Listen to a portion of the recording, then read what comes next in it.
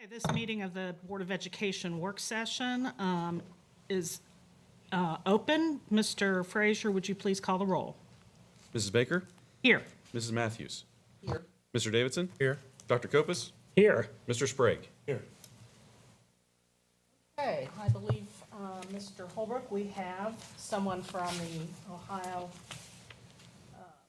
OSBA to talk to us about board roles and responsibilities. Yes. Mr. Quinn Macchio is here today from the Ohio School Board Association, and he's going to talk to us a little bit about the roles and responsibilities of a board member. I know that we did this several years ago with COVID, and that we kind of got away from that for a few years. And, you know, some of you that are even sitting here, I'm not certain went through that when you were elected to the board. So we thought it was a good idea to come back and just refresh some of those things. So I'm going to turn this over at this point to Quinn. And thank you, Mike, and thank you for having me out and down here to Hamilton City Schools this evening. So trying to make our way through, try to keep it within that 2 hours that you've allotted me tonight to talk about board roles and responsibilities, what comes with governance, some best practices, and those kinds of things. And feel free during the whole presentation, if you have a question, please go ahead and throw that out there so we can have that discussion between the board. Same thing with the superintendent and treasurer. If there's something you want to throw out there, it comes to board protocols as well. Definitely please interject and participate in today's presentation. So to go along with that, for our agenda today and our agenda topics, we'll start off with some board governance and what goes on there. Roles and responsibilities of not only what the school board does when it comes together and has authority, but also when what the superintendent does in certain areas and also what the treasurer does in certain areas as well. Also, some best practices for being an effective board member. Relationships and trust, relationships between you as a board itself and also with the whole district leadership team, with the superintendent and the treasurer. Meeting management, what constitutes a meeting, what goes on during a meeting as well. Communication, what a communication plan kind of looks like. Also communication, how that flows between the board, the superintendent, and the treasurer. A superintendent and treasurer evaluations, how that kind of cycle looks like, what kind of gets discussed during those items. And finally, strategic planning, what a strategic plan is and what kind of that big picture is and district goals are for Hamilton City Schools. Also in your folder, you should have in the left-hand pocket the outline with today with note-taking opportunities to go along as we go through today's workshop. So just to kick things off, just a quote from Dr. Robert Marzano, who is a researcher into effective school boards and effective superintendents and treasurers and that whole district leadership team together. He's done some studies across the state of Washington, state of Iowa, with their universities as well. And his quote says, effective school boards lead as a united team with the superintendent and treasurer, each from their respective roles with strong collaboration and mutual trust. And those are two big factors when it comes to having a district leadership team and everybody knowing what their role and responsibility is to come together. So when he came up with that research, he came up with 5 words that start with C, 5 qualities there. And that would be competence, collaboration, commitment, cooperation, and communication. And we're going to take a deeper dive into each one of those qualities of what that kind of looks like for you. So to start off with competence, is the board member willing and able to understand and abide by district policy? And boards of education are driven by policy. They adopt policy, they adhere to the policy that they adopted as well. They review policy, they can amend policy, and that is something that's important for a board of education to understand, that the board member is accountable to those policies that have been passed and already they're on the books by the Board of Education. Asking for and use evidence to make decisions, and you're going to get that definitely from your administrators that you oversee, your superintendent and your treasurer, and they're going to provide you information as much as possible, as much as you request as well when it comes to certain topics, when it comes to programs, and they're going to present that to you typically at your board meeting, at your monthly or however often you have regular board meetings here, so you are able to use that evidence and be able to weigh to make the best decision you can when it comes to their recommendation on the agenda. and also communicate professionally and fairly with members of the public on behalf of the district. Because once you become a board member, the people in the public see you as a board member all the time, not just when you're out in the public, out there grocery shopping or at a ball game or at a concert or any kind of school event as well. They always see you in that board member hat. So to be able to communicate with them on a very fair, respectful manner about what's going on in the district when they ask that question or have an issue or something, that's something that to keep in mind. Next, collaboration. Is the board member willing and able to work as a member of the board team? You know, you're one of 5 on a school board. All 5 of you, when you come together, that's when you have authority. When you're only by yourself, you have no authority outside that unless you're in a meeting together in that meeting setting. And also being willing to work with the district leadership team as well. The 2 employees that a school board employs are just the superintendent and the treasurer. So being able to work together in that bigger set of team to be able to go through and move towards district goals, strategic planning, living to your mission and vision statement as well is going to be crucial to collaborate with them.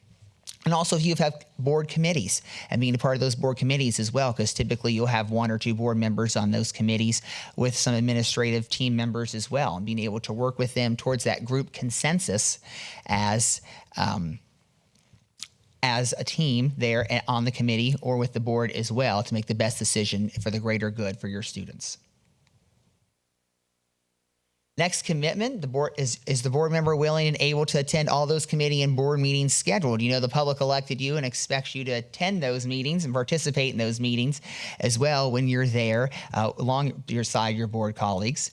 Being visible at district events to the extent manageable, and that comes to not just only athletic events, but academic events and arts, and also NHS inductions and all those kinds of events that happen to celebrate your students, being able to be there and represent.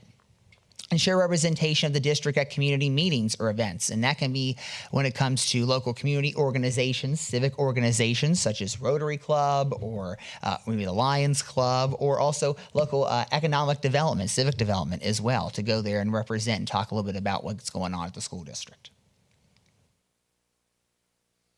Next, cooperation. Is the board member willing and able to work with the colleagues on the board in discussions relating to policy and decision making? I think discussion is definitely a very good practice to get into. It's very crucial to when you have a tough vote or a tough decision coming up. You have that somebody moves, somebody seconds. You have that discussion period there before there's a vote cast. I think it's important to definitely have those conversations there, ask questions there. Also, if you need more evidence, need to make sure that you have enough reasons to support the recommendation that's been given on the board agenda. And it goes in that next one to cast votes based on that evidence and those discussions that you had together as a board, and also the input that has been given from the superintendent and the treasurer when it comes to those items on the agenda. And work with board colleagues supporting the will of the board regardless of your individual vote or opinion. You know, you are one of 5. You have the right to vote either yay or nay on agenda items when they're there and presented to you and recommended to you. But when that decision's made and maybe you're on that 4-1 and you're in that 1, or maybe it's a 3-2 decision and you're in that 2, that yes, you've had your individual reasons of why you voted no, but now that team decision has been made once that vote has been taken, and you're able to respect that team decision has been made and move on together as a board, because this Board of Education is an ongoing entity and it's going to keep going on. And finally, communication. Is the board member willing and able to respond to fellow board members and administrators in a timely manner? You know, your administrators, your superintendent, your treasurer are going to send you information in between board meetings, keeping you updated, making sure that if they need some input from you as a Board of Education member, that you are responding to them. Also listening to staff and community members who reach out, because you're going to get emails from staff and community members. You might get text messages. You might be out in public and get approached by people of the staff and the community. So being able to listen and kind of absorb what they're saying and being able to relay that information back to the superintendent to be able to get the best answer on what's going on with that issue. sharing district information equally with board members and superintendent, and that we're going to talk a little bit more when it comes to communication and best practices there. But when you've been approached by somebody out in the public and it's something you don't really know about, you don't have that information, being able to share that to the superintendent who can provide that evidence, provide that information, flush it out to the whole board so everybody's on the same page, and being able to understand that if another member got approached about that issue, they are armed with that information as well. Participating transparently in all board meetings, coming prepared to have that agenda discussion when it goes through the meeting, and keeping confidential all conversations in executive session, because when you're behind that closed door executive session, you go behind there for certain reasons, and all those conversations that happen behind those closed doors should stay there among those that are participating in that executive session. So effective board leadership teams, they refer to a shared vision, mission, core values, and guiding principles, and that's what you guys have in your strategic plan. As I looked on your website, you have a mission statement, a vision statement, some guiding principles, some goal areas, and some focus areas as well of what you guys are looking to accomplish. Maintaining that climate of trust and openness, being able to be open, sharing your perspective to all of your board colleagues, to the superintendent, to the treasurer about how you feel about a certain issue when it's being recommended. Respecting one another and their roles, being understand that the superintendent runs the district day to day, operationally, while the treasurer does the same thing on the financial side as well. Communicating honestly in a timely manner, as I touched on before. Value that diversity of thought and opinion, because everybody has come from a different background, has a different lens on what they see on issues. They have different passions as well when it comes to what's going on in the school district. And it's important to be able to hear out what everybody's perspective is about a certain issue, because they see everything through a different lens as you do as well. And always making those decisions based on the best interest of the greater good. And those are what your students here at Hamilton City. For the role of governance, the practice of a board coming together to determine direction and make decisions on behalf of the school district. And it's an oversight system of policies. As I said, school boards are driven by regulations and ethical guidelines and practices to hold the board and administration accountable on the benefit of all district stakeholders. And to go in a little bit more about what a school board does, to talk about what the Ohio Revised Code has for roles and responsibilities for what a Board of Education is legally responsible for. And two biggest things are going to be employ and evaluate a superintendent and a treasurer. Those are your two employees as a Board of Education. And it's important to understand their knowledge is critical to help run the district day to day. And also that legally you evaluate them once a year as well, to be able to set goals with them as they go on for the next year. Next, also approve the annual budget and appropriations, and school districts' fiscal year always ends that June 30th, starts again July 1st, and the treasurer in their role will be able to present to you based on the board's priorities as well, an annual budget and appropriations up for your disposal to approve for the school district. In addition, you have a 5-year forecast the treasurer presents as well, also once in the fall, once in the spring, that's also there at your disposal to approve to see a snapshot of the future financials. Also providing needed, safe, and appropriate facilities just for both students and staff to be there when it comes to anything with emergency planning. Providing the necessary finances for the district's operations, and that comes with local funding if you need to evaluate and see if there's a levy that you might have to come to help operate, or maybe it's a bond issue because it's facilities that need an upgrade as well, but keeping that in mind. And then a little bit more responsibilities also. As I said, adopting, approving, adhering to policies of governing for the governance of the district. And all board members have to be held accountable to the policies they also enact, and when it goes from there. The superintendent can recommend policy changes. So can the board, if it has that policy committee, if a board member reads a review and also recommend policies there. But typically it comes out of what's there in state law and what's in federal law. And school boards have to create policies that are in compliance with what's there already passed by the state and the federal government. Establishing board goals and objectives, and that's something that you 5 can do together and be able to establish maybe some goals that are just there for your school board, what you kind of see as a group together, and hit some of those objectives, and also hold yourselves accountable to those objectives when you set them in a work session type of what you see as you and your colleagues together accomplishing within the next year. Also, respecting those board established protocols, and that can come to how does communication flow between the superintendent to the whole board, the treasurer to the whole board, how does communication flow if the board president has information to also share to the rest of the board as well, any other protocols when it comes to getting updates in between meetings, so on and so forth. So then you're able to understand what that goes on. Everybody knows what their role is when it comes to those protocols. And also evaluating district programs and achievement. You're going to get a lot of information from your district's administrative team when it comes to testing data and student data and enacting programs and how successful those are, maybe what needs improvements as well. And it's going to be up to your disposal to help evaluate those when it comes to maybe throwing more funds to those programs or being able to add more staff and resources to those. And considering approving and rejecting recommendations of the superintendent. Typically in your policy, it states who has the power to set the agenda. And usually it lies with the superintendent because it comes with they're that in-between meetings, they're hiring, or accepting resignations or retirements or any of those kinds of things. So then that's at your disposal once they recommend for you to either vote yes or no on agenda. And finally, providing information to the public as a public official and weighing that public opinion. When you have that tough vote, you have that tough call that's on there, and you know that it's coming down the pike, that you're able to weigh and all those different perspectives out there in the community and be able to absorb all those and be able to make the best decision that you can when it comes to things on the agenda. A little more of a deeper dive into that roles and responsibilities. And the Board of Education's main focus is goals. It's that big picture. It's that 30,000-foot view when it comes to a school board. And being able to see those district goals, that strategic plan, that vision, that mission, that's what the Board of Education is looking at and making sure that the administration, the superintendent, and the treasurer are being held accountable to hitting those goals. But the superintendent's taking those goals and using them as objectives, using them as targets, measurable goals that he can show you that there's progress being made on those.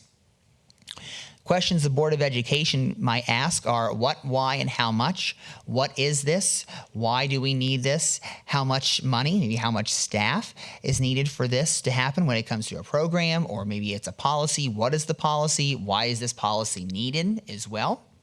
On the superintendent side, they're looking at how, when, where, and by whom. How does this look if it's a new program? When is this going to start as well? Where is this going to start? Is it going to be the whole district all at once? Is it going to be one building and then it's going to work its way up and then get enacted? Or also by whom? Is it going to be the superintendent's sole duty to see oversight of that, or is he going to be able to delegate that to a member of the administrative team to be able to oversee that project and program? Again, the Board of Education's tools to look at that mission and vision statements that you have, those goals that are set, the policies that have been approved by the Board of Education, the strategic plan of the district, assurances and standards, while the superintendent takes strategies, procedures, regulations that typically come through the policies that you approve as a Board of Education, those guidelines, assignments, and documentation, that evidence piece that they're going to take down and be able to provide to you as a Board of Education. The school board has a method of voting when it comes to recommendations, while the superintendent has that power to recommend. But overall, with both those roles, there's underlying factor of trust, trusting that the superintendent has that ability, that critical knowledge to operate the district day to day, and that you have enough evidence and information to be able to cast a vote on that recommendation that he provides. I'm going to take a pause right now if there are any questions at the moment.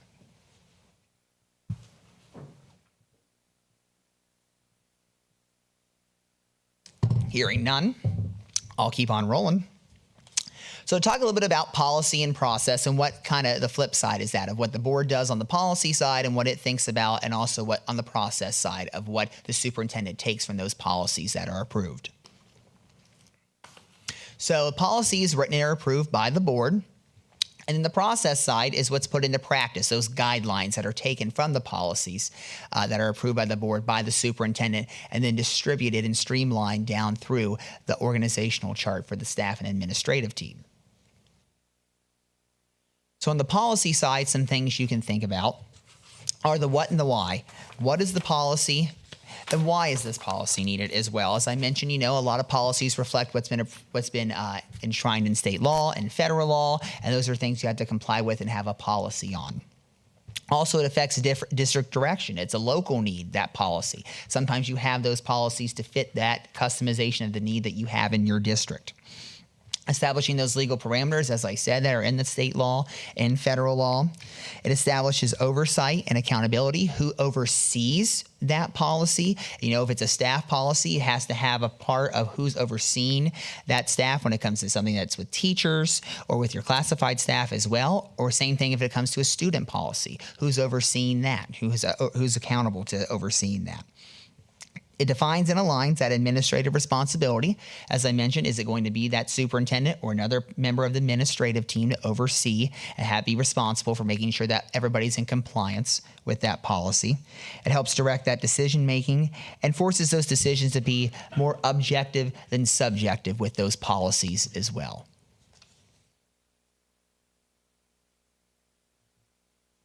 But on the process side of what the administration is looking at, it's looking at, supporting the board and the district's policies that you've approved, making sure that's done, and providing those guidelines through those policies you have approved as well. And typically that's what happens, taking that language that you've approved as a Board of Education and being able to fit of how this is going to work with oversight and accountability on a day-to-day. Putting that meat on the bones, those guidelines, as I mentioned, providing administrative direction, and it's able that now the administrators through that language and those guidelines now know what to do when it comes to that policy and be able to apply it.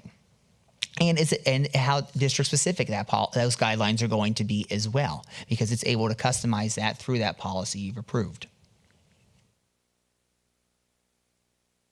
Some policy or governance oriented questions. Is this a decision that supports your vision as a school district? Always keeping that in the forefront of your mind as well. Is that program or is that recommendation or is that policy recommendation as well something that supports that vision statement you have as a school district? Does it also make sense for the most students possible when you make that policy decision or that governance decision as well? Trying to do what's best for all students here at Hamilton City. Does this decision make financial sense? If you had enough evidence from the treasurer's side to say, this makes enough sense, it fits within the budget, it fits within the board's priorities as well for the budget. Will the community support this decision? You're still weighing that public opinion, when you're coming in and enacting a new policy as a board, or if you're also creating a new program or changing a program as well. And do you have the resources to make this decision pay off? Are you able to have not only the money, but also the staff, the supplies, the facilities to be able to supply that program?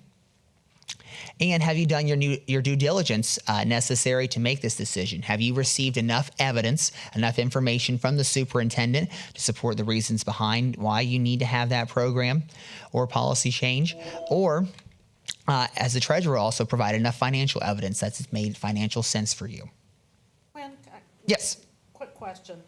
Back on 17, where you say district specific, can you give me an example of what is a district specific process or policy? It would be, I'd say, when it comes to like staff evaluations would be something as well, because you're going to fit your local needs. Obviously the state has a model, but then you're fitting your local needs as well. When it comes to evaluating student programs, that's going to be another local one, I would say. I could come up more on top of my head right now. Good. But I think Mike wants to chime in. We did a district-specific policy on public participation, if you remember, several years ago, and to make it more inclusive, because at the time we said only residents, but we didn't include parents that may live outside the district, and so we included parents in that, in the ability to speak at board meetings, but that's a district-specific. Mm-hmm. Yep.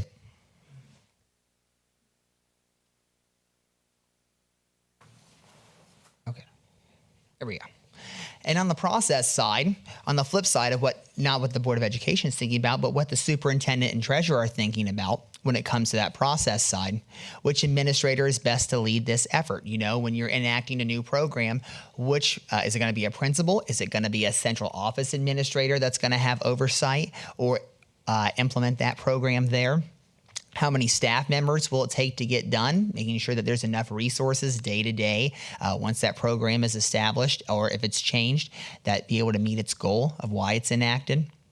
Which building should go first? As I mentioned, is this going to be a whole district-wide implementation, or is it going to be by school building or by grade level when it comes to implementing something? If a decision is affecting school schedules, working through those pros and cons, maybe that's something where you've decided to maybe change some teachers where they're at. Maybe they're changing from maybe 8th grade English to 7th grade English. Do you have enough to meet the needs? Listing those pros and cons of being able to meet the needs of the students that are there in your district. If the board has set a priority to reduce supply costs by 5%, how can the administration do it? How can the administration, you've set as a board goal, as a district goal, to meet that 5% cut in supply cost? How can they be able to figure out and evaluate what supplies is needed and what maybe is not needed to make sure that goal is met? And if there's with the transportation fleet, if 3 buses are in major repair, comparing what the cost is to repair or replace those buses to make sure that not only the students' needs are met and making sure the fleet's up to date, but making sure that they're being wise and fiscally responsible with the funds as well, the district. So now I'm going to go through a little bit about what the Board of Education does over a certain topic, and then also what the superintendent or treasurer does in a certain topic as well. So to begin, looking at curriculum and instruction. So on the Board of Education side, it establishes that educational vision, which is within that strategic plan you guys have here. Adopting or changing programs as necessary that are recommended by the superintendent. Reviewing achievement data and discussing messaging to the same community. And this comes a lot with that standardized testing and also, pre-test, post-test, when students take the test in the beginning of the year to see where they're at and showing growth at the end of the year, taking that post-test. You're going to get a lot of that evidence and information from your superintendent when it comes to evaluating that achievement data and being able to discuss what top 3 or 4 points are there about what's going on with the student testing and the student achievement data there to the community. Asking for and utilizing data with key decision making. When it comes to the superintendent recommending a new program, is he giving you enough evidence to say, we only have 30% of third graders proficient in reading. We need to add this extra tutoring program, and providing that enough evidence to show that this is the need for it as well. Or if you already have a program and adding staff or adding more resources to it, giving you enough information to show that this is why it makes financial sense and we have enough resources to also throw at that. On the superintendent side, advising the board on the needs of the staff and students. As the person that runs the district day to day, they're going to be in tap of what's going on in the district and in those buildings, and hearing from the administrative team and the cabinet to see what's going on and what's needed in each building and across the district. Providing leadership and support to staff for continuous support, and that comes through that professional development piece for the teachers and staff there, typically before the school year starts or sometimes during the school year as well. Reporting to the community on the status of education within the district, and this can come through any kind of communication. It could be a state of the schools address. It could also be maybe he sends out a monthly or maybe a bi-monthly newsletter of what's going on in the district and what kind of programs are going on. And assigning all staff to meet those instructional requirements. The state requires certain credits to be taught, making sure every student hits those before they graduate high school now. So he's there day to day, making sure that all those holes are plugged and making sure all those requirements are met. And finally, recommending and implementing student assessments to the board. Not only do you have those state assessments that come out, but also some local assessments to measure student growth, student proficiency in certain grades and in certain subjects. On the human resources and personnel side, the Board of Education employs staff based on the recommendation of the superintendent, and the superintendent, being that day-to-day operator, is going to get those when it comes to hiring, dispatch those policies when it comes to hiring through the district leadership team, the administrative team, and the principals when it comes to hiring. And they're going to go base off and be working in that process to get a best recommendation for you to approve at a school board meeting. approving the criteria to use to be hired, and that's that policy piece there that you're involved with, and you'll have that on within your policy manual of what is all required for somebody being hired here at Hamilton City.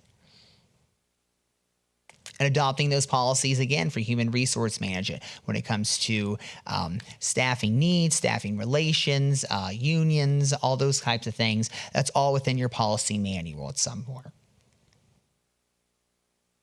And conducting an annual evaluation of the superintendent and treasurer. And we'll go into more detail later on about what all entails about an evaluation as superintendent and treasurer. But those are those two employees that you employ as a board. And it's important that you have that conversation about goals and giving them feedback of what's going on an annual basis. On the superintendent side, superintendent has that power to recommend employment, transfer, promotion, or dismissal of staff to the board when it comes to that time. Superintendent also is responsible for good supervision practices for all staff, and that is who is overseeing all the staff members. You know, there's going to be an organizational chart that comes with that, with principals in their buildings, and also what kind of central office administrators are overseeing who and what to make sure that everybody is accountable for what they're doing. And serving as the board's liaison with the staff. So if there's been you have a big, tough decision on your board agenda, and then that decision's made, the superintendent's going to reverse that communication and provide that to the staff of, this is what the board made, this is the decision that's been made, and making sure they're properly informed of what happened at the board meeting as well. And finally, developing with the board, a systematic plan for all staff evaluations. And like I mentioned, that's something that's kind of a local need policy that's in there in your policy manual based on what's come through with state law about teacher evaluations and staff evaluations. On the budget and finance side, the Board of Education establishes priorities for the fiscal management of the district. You had that conversation, when the appropriations and new budgets coming out there in that summertime period. Board of Education also adopts, approves, and monitors the annual budget once it's been set by the treasurer and it's at your disposal once he's recommended it to you. Providing leadership and securing community support for resources when it comes to levy time, when it comes to levy campaigns. You're out there with the community explaining what is going on with that levy, if it's operating, if it's a bond issue, emergency, all what comes on in there and all those facets and securing those local resources. Also reviewing and approving pertinent contracts. The treasurer or superintendent sometimes recommends contracts to you when it comes to student data or facility management, any of those kinds of topics. And that's going to be up to your disposal to read through those and approve that recommendation or not. Also reviewing the annual audits that are done by the state of Ohio. And when I was a Board of Education member, every year, once that audit was done, whoever conducted that audit sent an email, and it was to everybody that was on the Board of Education, including the superintendent and the treasurer, and you have all that information in a letter that's given to you about what's been found in the audit and what their whole review, and a big letter, so it's at your disposal to read through. On the treasurer's side of what goes on with finance, the treasurer serves as the district's day-to-day CFO, budget officer, being there to oversee the staff of cutting checks, making sure employees are getting paid, make sure contracts are getting fulfilled as well monetarily. In addition to that, the treasurer is preparing that detailed budget for you with the priorities you have set as a board for the district, and that's what he is going to do for you in that midsummer time to be able to present that to you for your approval. Also providing rationale for budgets to maintain community support. Why are we spending, 70% on staff, 20% on capital, facilities, 10% on supplies? Being able to give you those 2, 3, 4 reasons of why the budget is broken down like that in expenditures. Overseeing the monthly financial report and always presenting to you at a board meeting to say what's going on with the cash balance. This is what we saw going out the door. This is what we saw coming in the door that month as well for the school district. And acting as a financial and legislative resource to the board. And with so much goes on at the State House with school funding and the Fair School Funding Plan that just was recently enacted a few years ago, typically the treasurer is very on top of what's going on with those kinds of issues and be able to relay that kind of information to you about how it's going to affect your school district. On the collective bargaining side, Board of Education officially recognizes the district's bargaining units, and that typically happens at your organizational meeting if you have that happen as a piece of your agenda. Also determine the district's priorities to be presented during negotiations, and that's what's going to go through when you're in that negotiating process, that you'll be able to set those priorities, and then your superintendent and treasurer are going to help represent the board there during this process. Yes? On the officially recognizing the bargaining units, is Mm-hmm. that a state? No? I don't believe we've ever done it. It's No. I think once they've been in, bargaining units, but I don't believe we've ever done that. yes, I believe once they are officially recognized, you're good to go. It's something that's like more of a local need. I'll tell you, in my district where I served, we did it every year on an annual basis. It's not that it needed to be done. It's just, it was more of a formal, more of an informal recognition at the organizational meeting that this is who the teachers are bargaining underneath, and this is who the classified union are bargaining underneath.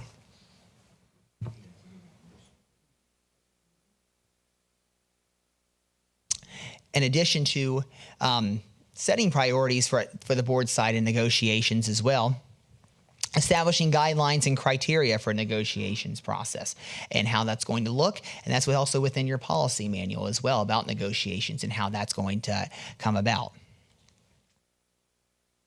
And selecting a negotiator or team for the district. Typically, the superintendent and treasurer are in that role, in that room to represent the board when it comes to negotiations. Sometimes a board has a committee of one or two to be a part of that as well. But usually the superintendent is big in that role of making sure the board's priorities are heard during the negotiation process. And at the end, it's at your disposal to approve all contracts. Once that is all hammered out and negotiated, it's back to you to read through any changes that have happened in that negotiations with the unions. And again, recommended to you to either vote yay or nay on that. On the superintendent side of collective bargaining, as I said, the superintendent acts in a support role for the board, hearing what your priorities are for the district when it comes to that negotiation process. Also serving as a key advisor or a member of the negotiation team as well, being the representative there sometimes for the board. Providing recommendations to the board on behalf of the district. What are they seeing on their side? What do they see as their priorities on the union side? And feeding that back to you as well, trying to come to general consensus there in that new contract. And administers and ensures compliance of all contracts as well. Once you've approved that contract on your side, now there are procedures within that negotiated agreement to make sure that the administration follows and also the staff is following as well.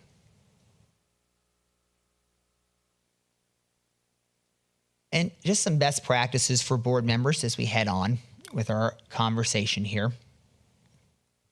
Utilize and treat your superintendent as your CEO and your treasurer as your CFO, because they're there running that district day to day. Think a little bit about it as a business, that your superintendent is there managing the staff, making sure the needs of the students are met, while your treasurer is making sure that everything's fulfilled financially as well, making sure all those checks are cut and all that.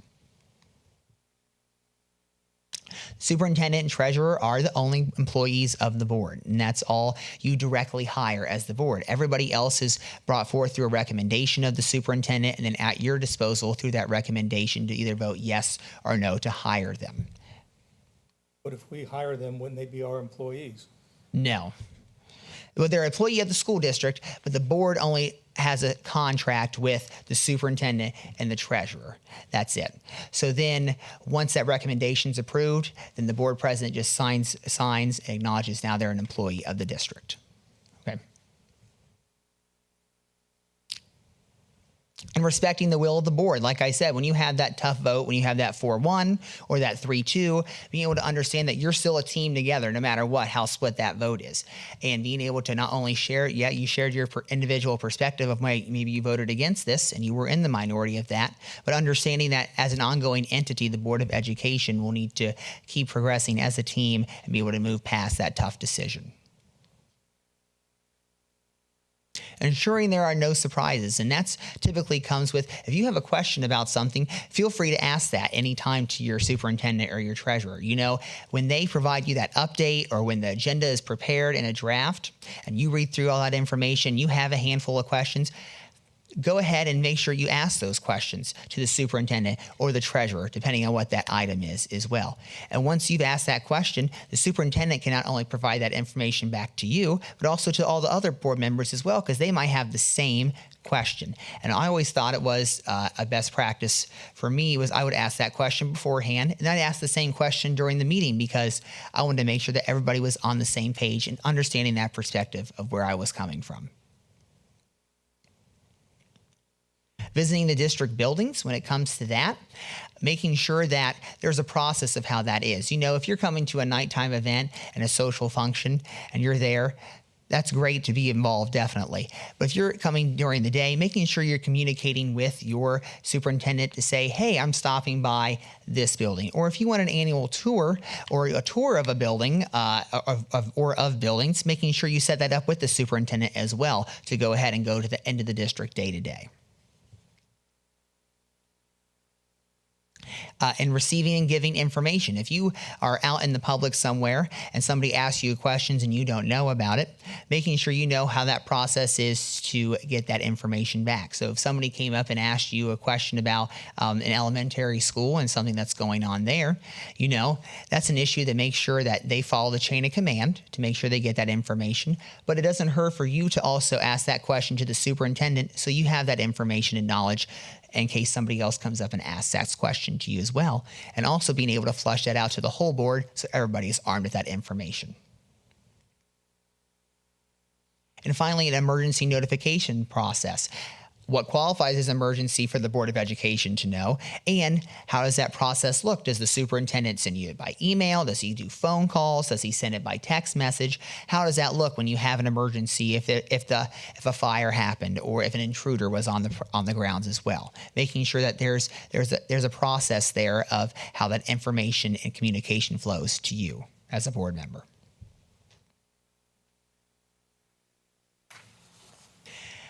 And a little bit about building relationships and trust as you come together as a new district leadership team.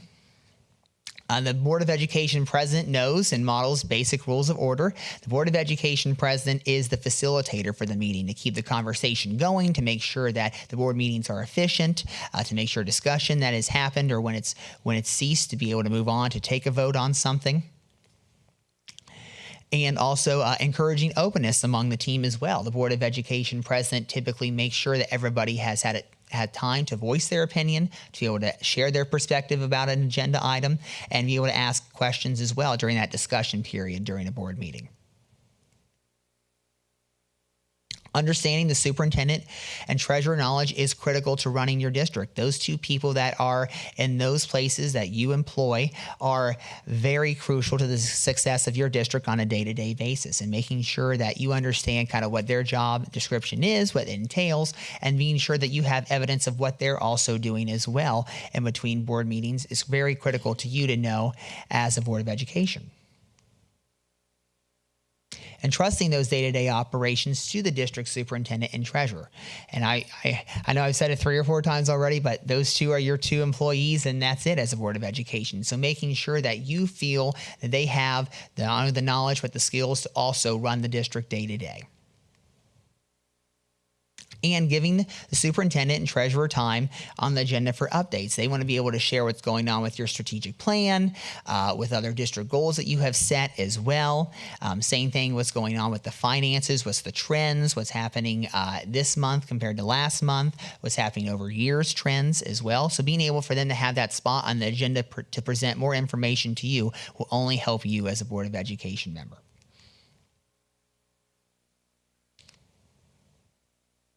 Also, completing those annual evaluations for the superintendent based on measurable goals. You have those, strategic plan areas that are very big and broad, but being able to have some measurable targets underneath those for the superintendent, and if there's some financial piece or facility piece with the treasurer as well, but a place where they are able to show progress towards making those goals.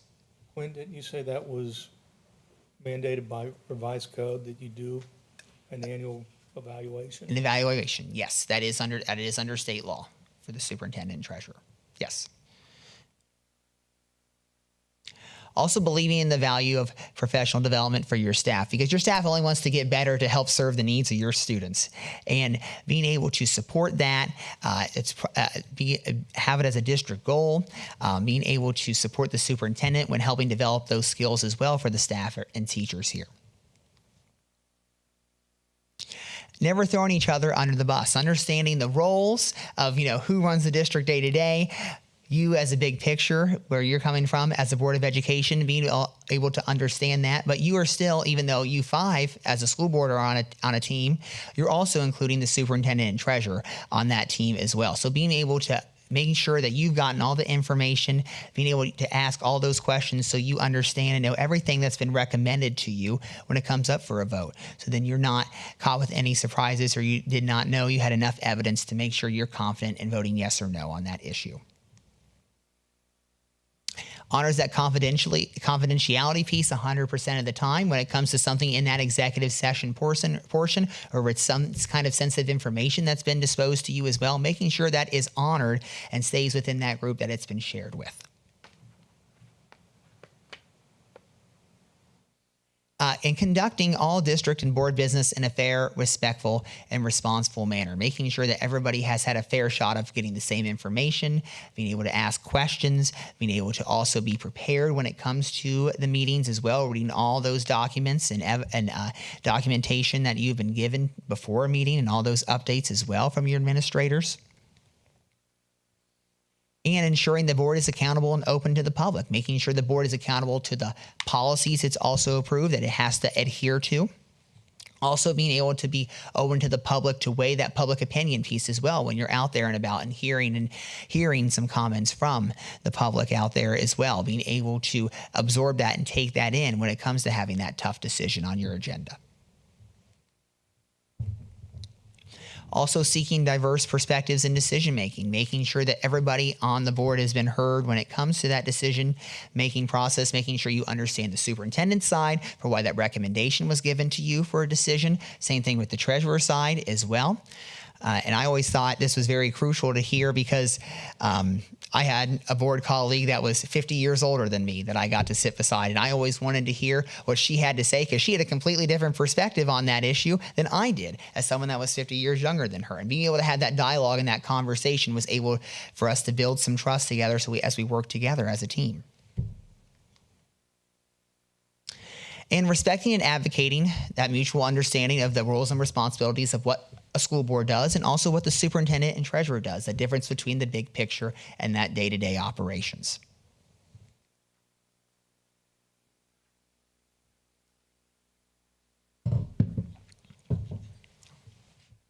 Also adopting and adhering consistently to policies based on well-researched practices, just that make sure they're emphasized for all students can achieve at your high levels, and making sure those policies are setting up students for success and high achievement as well.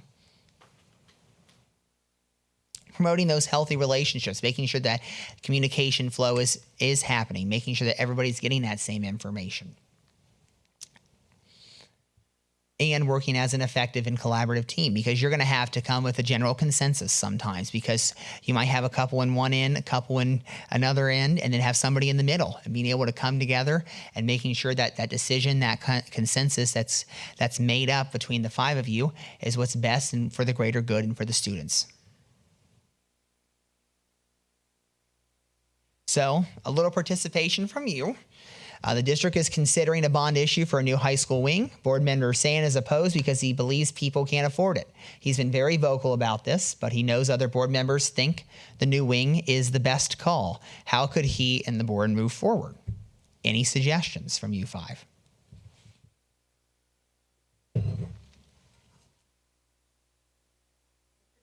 Data from, statistical data as far as income levels and Right. housing, housing costs. Right. Exactly. Getting that kind of exactly. Getting that type of data so you have all that information to you to evaluate to make sure that's the best decision.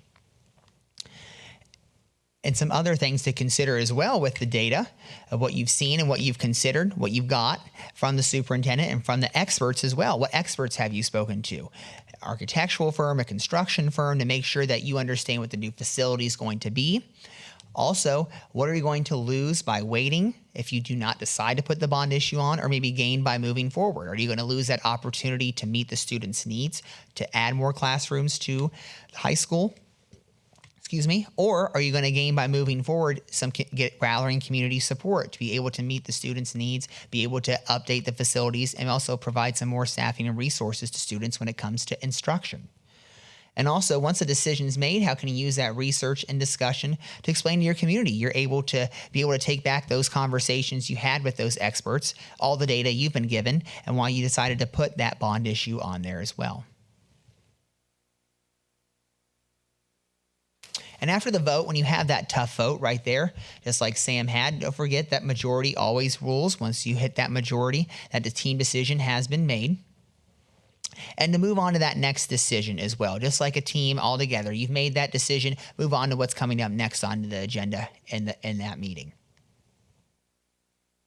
Obviously, your obligation as a member of the board is to support the board, to keep that will of the board. And as a member of that team, you're one of 5, being able to put in that puzzle, as that piece of that puzzle in there, and being able to support your colleagues and what that team decision that has been made. And making sure there are ongoing opportunities to monitor the construction of that new wing. Who's going to be overseeing day to day that new construction, physically, but also financially as well, to make sure that everything is on budget with the project too, and being able to get continuous updates to make sure that's properly evaluated.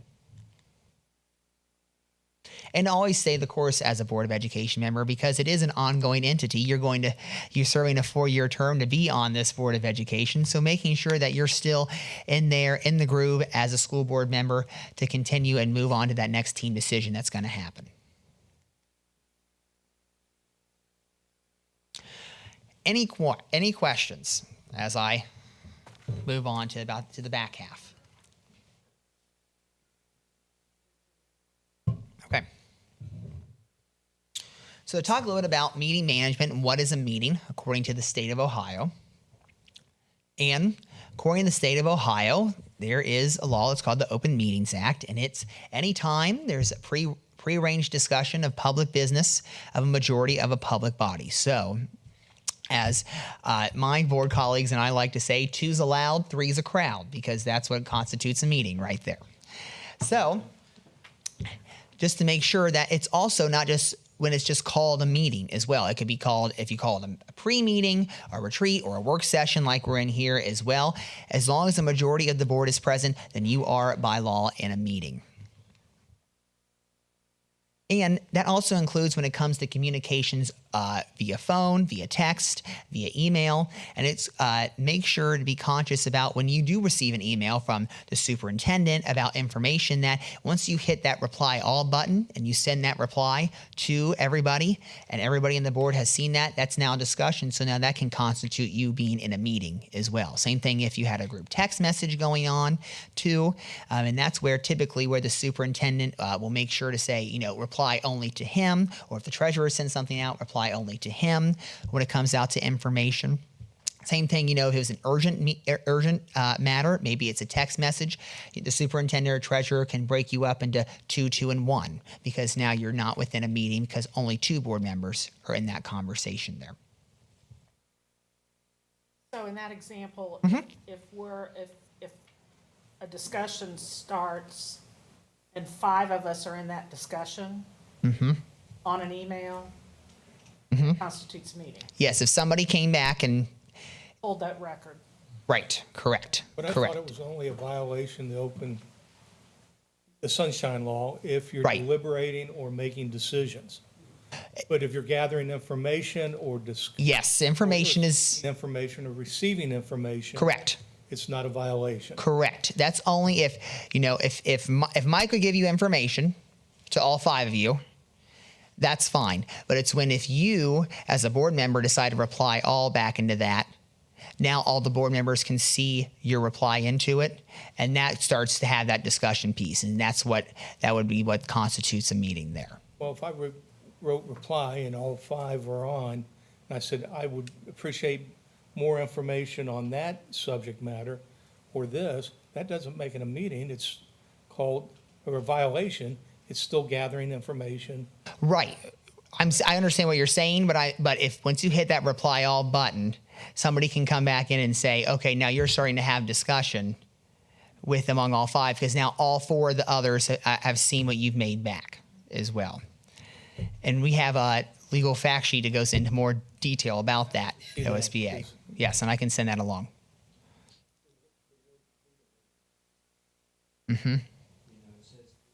Finds a meaning as any. We're having a discussion that Dave just described. If we're having a discussion that Mr. Davison just described, I don't know if that's necessarily prearranged. I mean, and so I. Right, because you're now sending. It could be for an example. Let's say an emergency happened today, and he sends out you information. That would not be qualified as a prearranged discussion, but it would be his best practice if you had a question about it or you wanted to seek more information. If you just replied directly to him, then it makes sure it keeps you out of that. Having all 5 know and participate in a discussion there, and he can then send all the information back to every board member as well. So I can send the information back to all 5, but they need to respond to me individually. Is that what I'm hearing? Correct. Yes.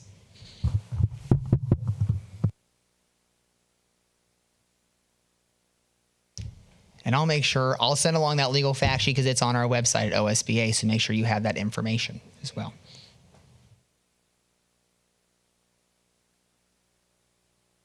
So some more board meeting best practices. Use and encourage others to use the chain of command. When somebody comes up to you in public or an email is sent to you about maybe their child's second grade teacher or if they're football coach and they're having an issue with it, making sure that they go through that chain of command. They go and have that conversation with that employee they might have an issue with first, and making sure they work their way up to that person's immediate supervisor. Whether it's a teacher, they go and talk to their principal, and then it moves on up into the superintendent and then comes before the board as well. Same thing if it's on athletics if a coach, there's an issue with a coach, making sure that they go up to the athletic director, and then that building's principal, the superintendent, and then up to the board to speak about it after that. Participate in agenda discussion and preparation, being able to see how the agenda is being built. I don't know how you guys build your agendas, if it's through board docs or through their board docs, and you can see how that agenda is getting built before it's an official draft, prior to a meeting. So being able to participate and see what's going on and ask questions how that agenda is being built. Participate in board meetings when it comes to discussion as well, being able to share your thoughts and your perspectives about an agenda item and why you see as a good reason to support that agenda item. And remember, it's not a public meeting, but a meeting of the board in public as well. You're here to come together as all 5 of you to conduct the board's business in public for people to come and see what's going on and see what recommendations have been made on the agenda and see how the board votes on those recommendations. When it comes to executive session, there are 6 legal uses of when you can go into that closed-door executive session, and a lot of them deal with an employee or an official, appointment, employment, dismissal, discipline, promotion, demotion, or compensation of an employee, purchase, sale, or disposition of a property when you're looking to acquire something or maybe get rid of something when it comes to facilities, pending or imminent court action, typically when you're involving your legal counsel to come in for those conversations, negotiations, whether that's conducting, reviewing, or preparing for negotiations process, matters required to be confidential, something that comes with maybe student data or staff as well, and security or emergency planning when it comes to those emergencies that raise to a level of the board when it comes to intruders or school shootings or those kinds of things. Also stating the use of the executive session before you head into that as well, and being sure you state the use of why, if you're going in there for maybe more than just one reason as well. If you're going in to maybe talk about an employee and also negotiations, making sure that both of those are made in the motion, that you're going in to discuss employment of an employee and to review negotiations as well. And if you have guests and others that are invited into the executive session, making sure they understand and follow those standards that these conversations are confidential, and making sure that is happening 100% of the time with anybody that's in that executive session.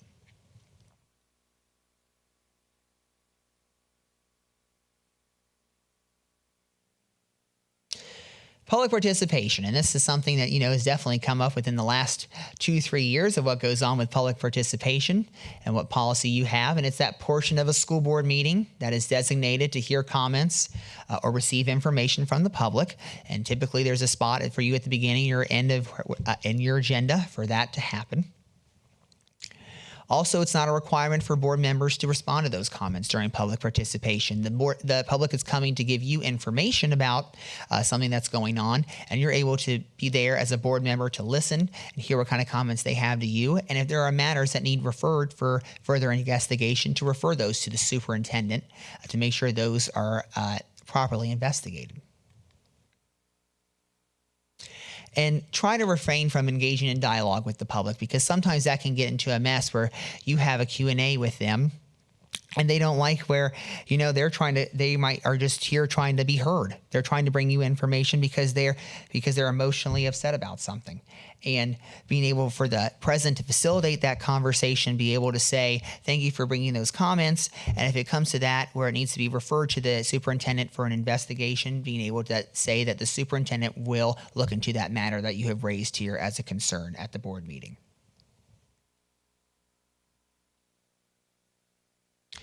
In addition, just some strategies, just like I said, not to engage. It's a public participation is a time for them to speak and not to interrogate you as a board member, and to not engage in that Q&A session as well, because you might not be prepared to address that issue as well that they're coming to raise to you at a board meeting. And then when the public is speaking, try to just be an active listener. Make sure that you are paying attention with them, keeping eye contact with them, because the reason they're here is because they just want to be heard by you as the Board of Education. Try to remain calm, even when those comments try to come and dig at you as a Board of Education as well. And being able to just thank them for their comments and move on to the meeting. And again, like I said, referring those matters needing further investigation over to the board staff, the superintendent and treasurer, because it's the board's role not to do those functions. It's the superintendent and treasurer's role because they run the school day to day, and they'll be able to have the best information and provide the best evidence when referring that matter to them. Well, what happens if things get really, really bad at public participation? Sometimes you have a crowd of people here, sitting here, ready to speak in front of you about a certain issue that they get fired up about. But the good thing is for you as a Board of Education is you have a public participation policy, and that's within your policy manual, and making sure that you adhere and you're consistent with that policy. And that's the best thing you can do when those hairy, scary moments come with public participation, making sure that that consistent standard is there. If your policy is, 30 minutes maximum, 3 minutes per speaker, making sure somebody has that timer that shows the 3 minutes, making sure that once that time is up, they've had that fair warning, they've had their fair shot.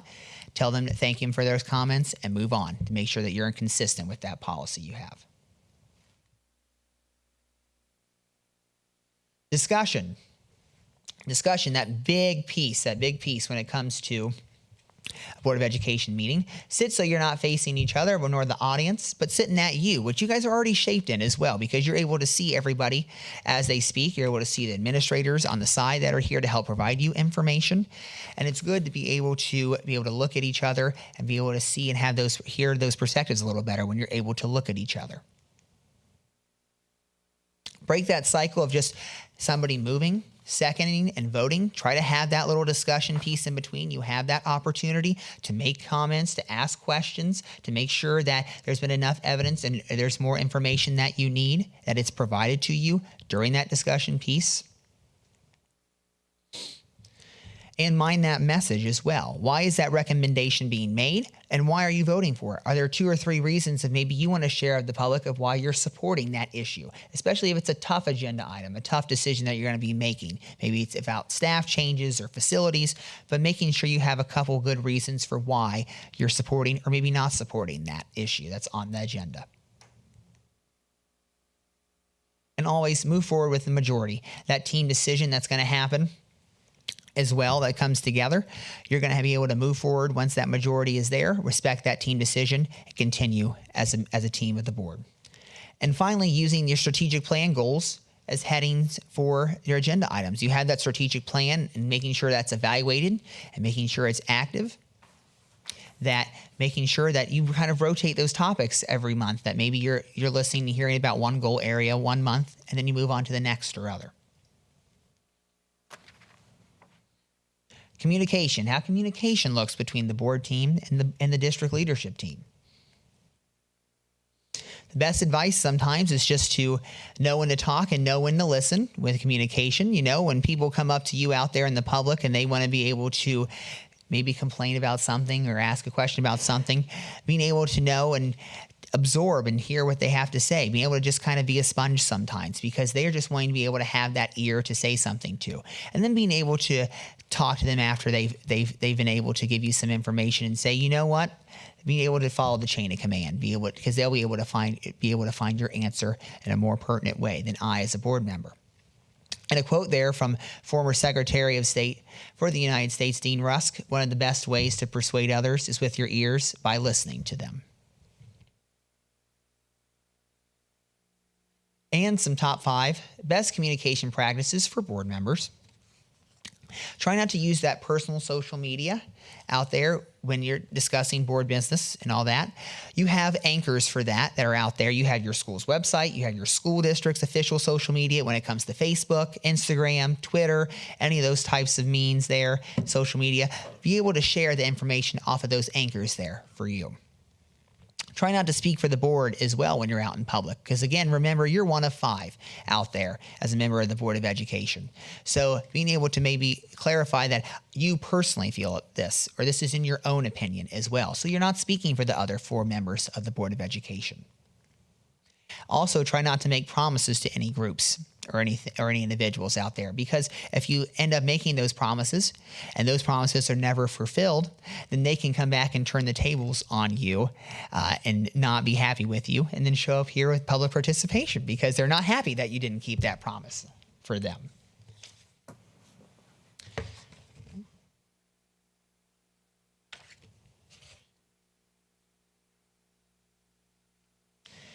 And just a couple do's on there as well.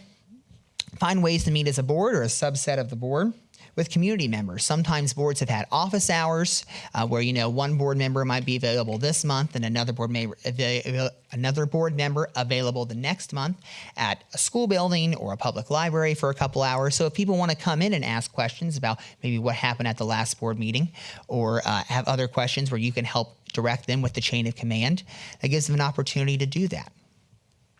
And also utilize those board committees or those board liaison positions that you have as well. Work sessions, which we're having one right now over certain topics, and that can come with, you know, facilities or staffing needs or anything like that. With having those work sessions, because it's very crucial to having discussion just centered around that one piece that's right there.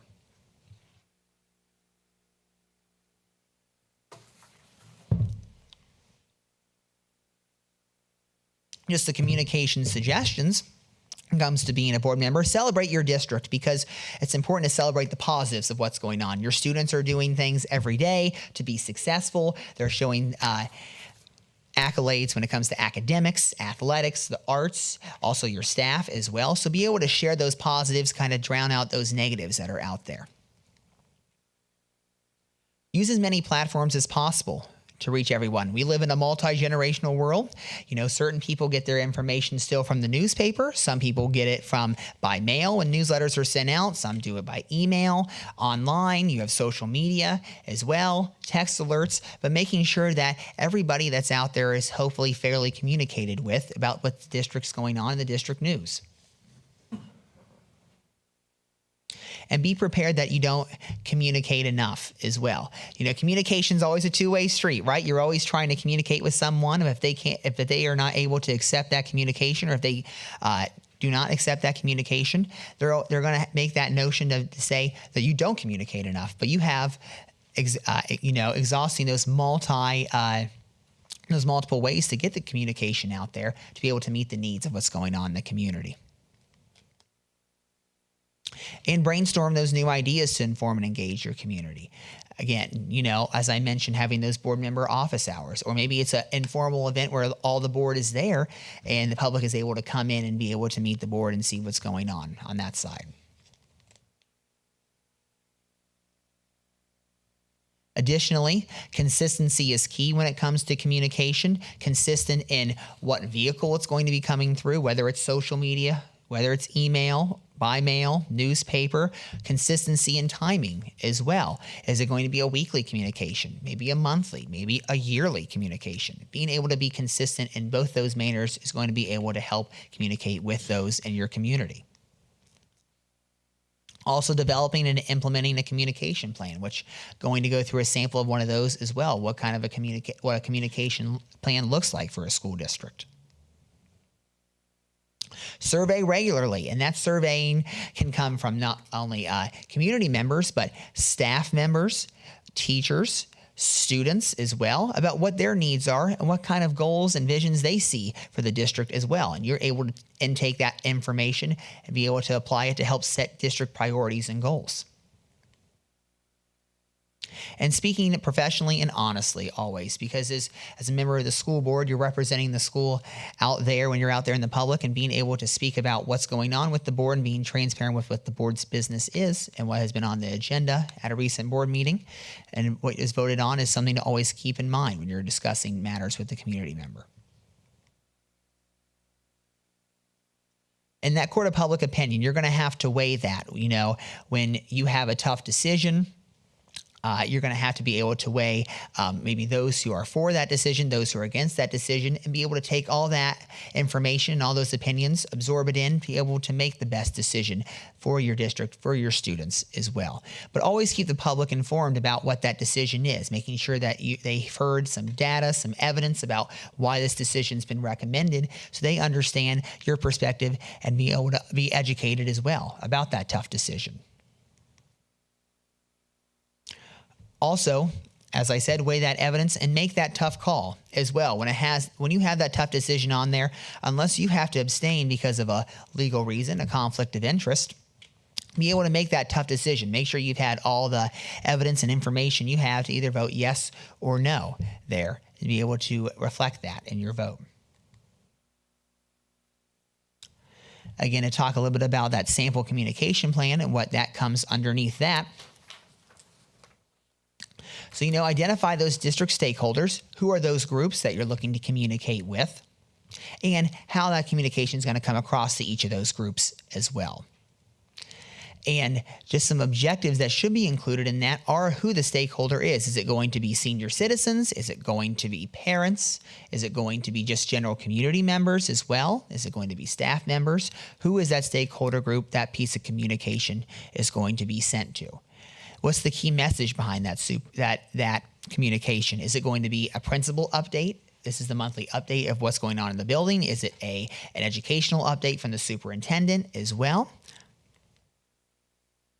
Also, what's the priority of the communication? How often is that going to happen? That time piece of that communication. And how is that communication going to come across? Is it going to come across by mail? Is it going to come across online? Is it going to come across in multiple methods to make sure it's met the needs of the community and how they can get that information? That time frame, again, is it going to happen on a weekly basis, a monthly basis, a bi-monthly basis? How often will that piece of communication be sent out? And who's also the person responsible for that? Is it going to be the superintendent? Is it going to be another district administrator that's in the central office? Is it going to be maybe a guidance counselor when it comes to college and career readiness news? Is it going to be a principal when it comes to building updates? And always being sure to include those ongoing items that are going on in the website, and also some alerts as well that come on consistently during the school calendar. And finally, to always review annually that communication plan. Maybe there are improvements as well that can be made to be able to reach everybody in your community in a better manner. So, a little more participation from you. Each board member has received an email from community member Doug. However, Doug tells each board member that he is writing to him or her only. He has a complaint about the band director. What should each board member do with this email? Any thoughts? Would send it to the superintendent. Yes, that'd definitely be best practice is to forward that along to the superintendent there. And to consider that you only email, because they might be trying to say that they've only sent it to you and they've really sent it to all 5 of you there. Same thing if there's an anonymous letter or email as well. Forward those on to the superintendent, because they're able to flush out that information to all 5 board members, because then it might be discovered that all 5 of you have received that anonymously or you only. Additionally, who's the district's key respondent? Keeping that chain of command in mind, Doug had an issue with his kid's band director. He should start first in that chain of command with having a conversation with that band director to make sure that issue is resolved, and then working his way up that chain of command to the principal, superintendent, and then coming to the board if there's still an issue. And also, when to share with other board members, when you get that email, forward that along to that superintendent, because again, he can flush out all that information to all of you. He'll make sure that everybody's on the same page if somebody else comes up and asks you that question. All right, now board member Deb is a great writer. She'd like to contribute an editorial to the local paper about progress with the district's strategic plan. Should this happen? If so, how? Well, again, I think they need to go through to the superintendent. That who would then make sure that I think the superintendent or the communication person could say that she could write it, but we need to review it. Right. Correct. Because now she's speaking for all 5 of you and not just herself. So, just some considerations for board member Deb. Again, speaking on behalf of the board, she's just one of 5 there when it comes to that communication. Making sure it could be a possibility that it's from the full board, where she could write it, but making sure that all the board members had an opportunity to review it, to edit it, to make sure that everybody's had an input and be able to see what that communication is before it's sent out by the full board. Because that can encourage her talent if she does want to take on that part for the board to write that communication for the newspaper, and making sure that's that transparency piece among board members, that it's shared to everybody and making sure everybody understands what's written in that communication. And finally, my last one I have for you. Board member Jerry is concerned about an upcoming board agenda item. He believes more people in the community should be aware of this issue and a potential decision. He'd like to use his Facebook page to encourage people to get involved. Is this okay?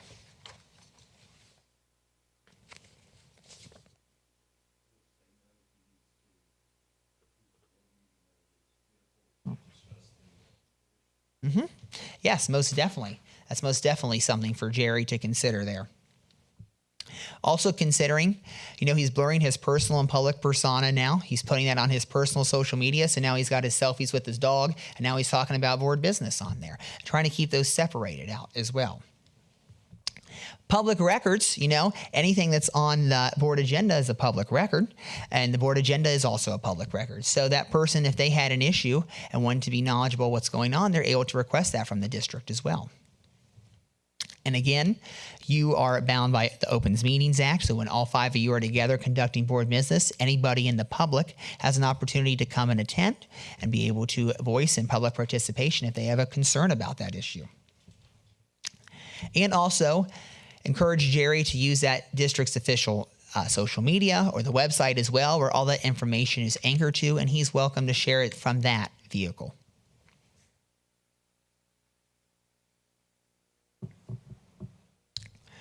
I'm going to take a pause real quick if there's any questions before I move on.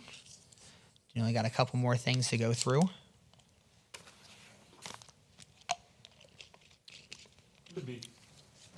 Would it be appropriate when a board member does get it's only for you letter to share with the other board members? I think it would be in best practice, because you don't know if they might get hit up with that same question. That's the sort of situation Before.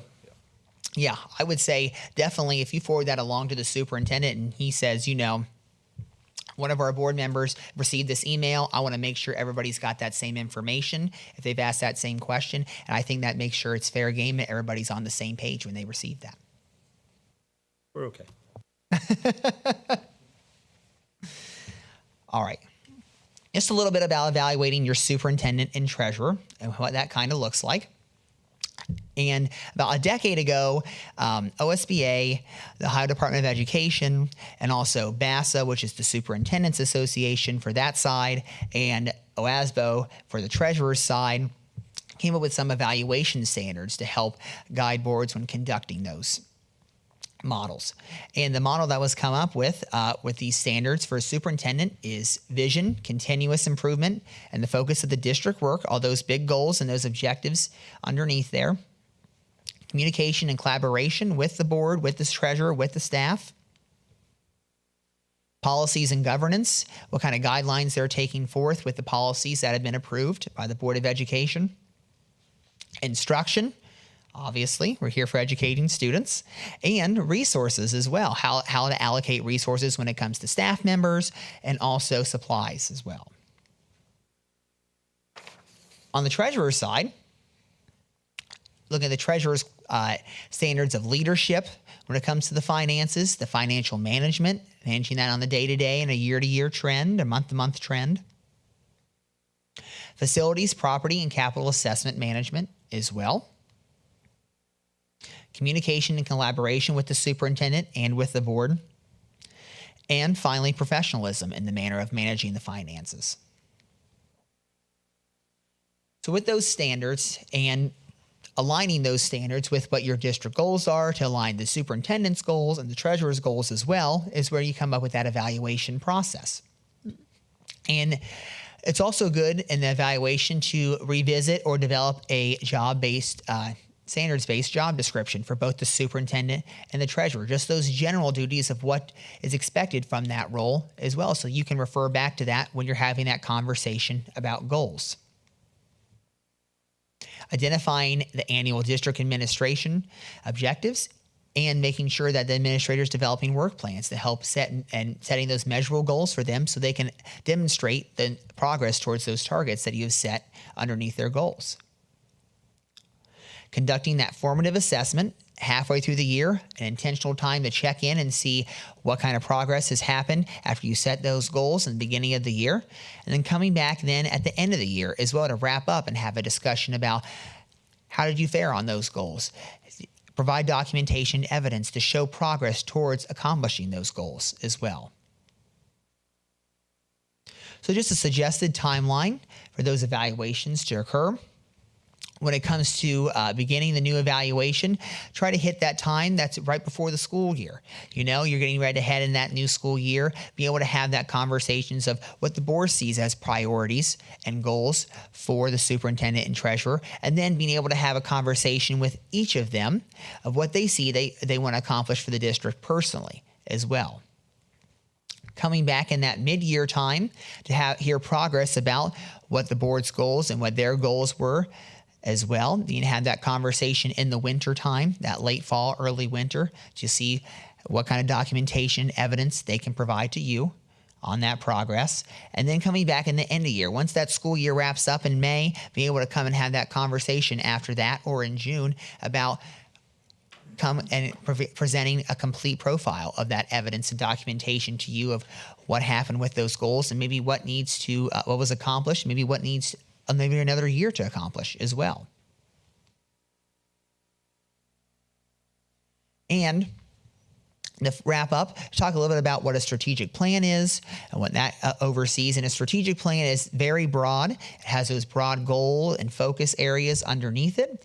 And it has that mission, vision, core values or guiding principles as well underneath it that help you govern the district as a board and hold your administration accountable to that. In Hamilton City, you guys have your mission statement, which is also behind you as well. Together positively, impacting learning and life, and your vision statement that's in the strategic plan.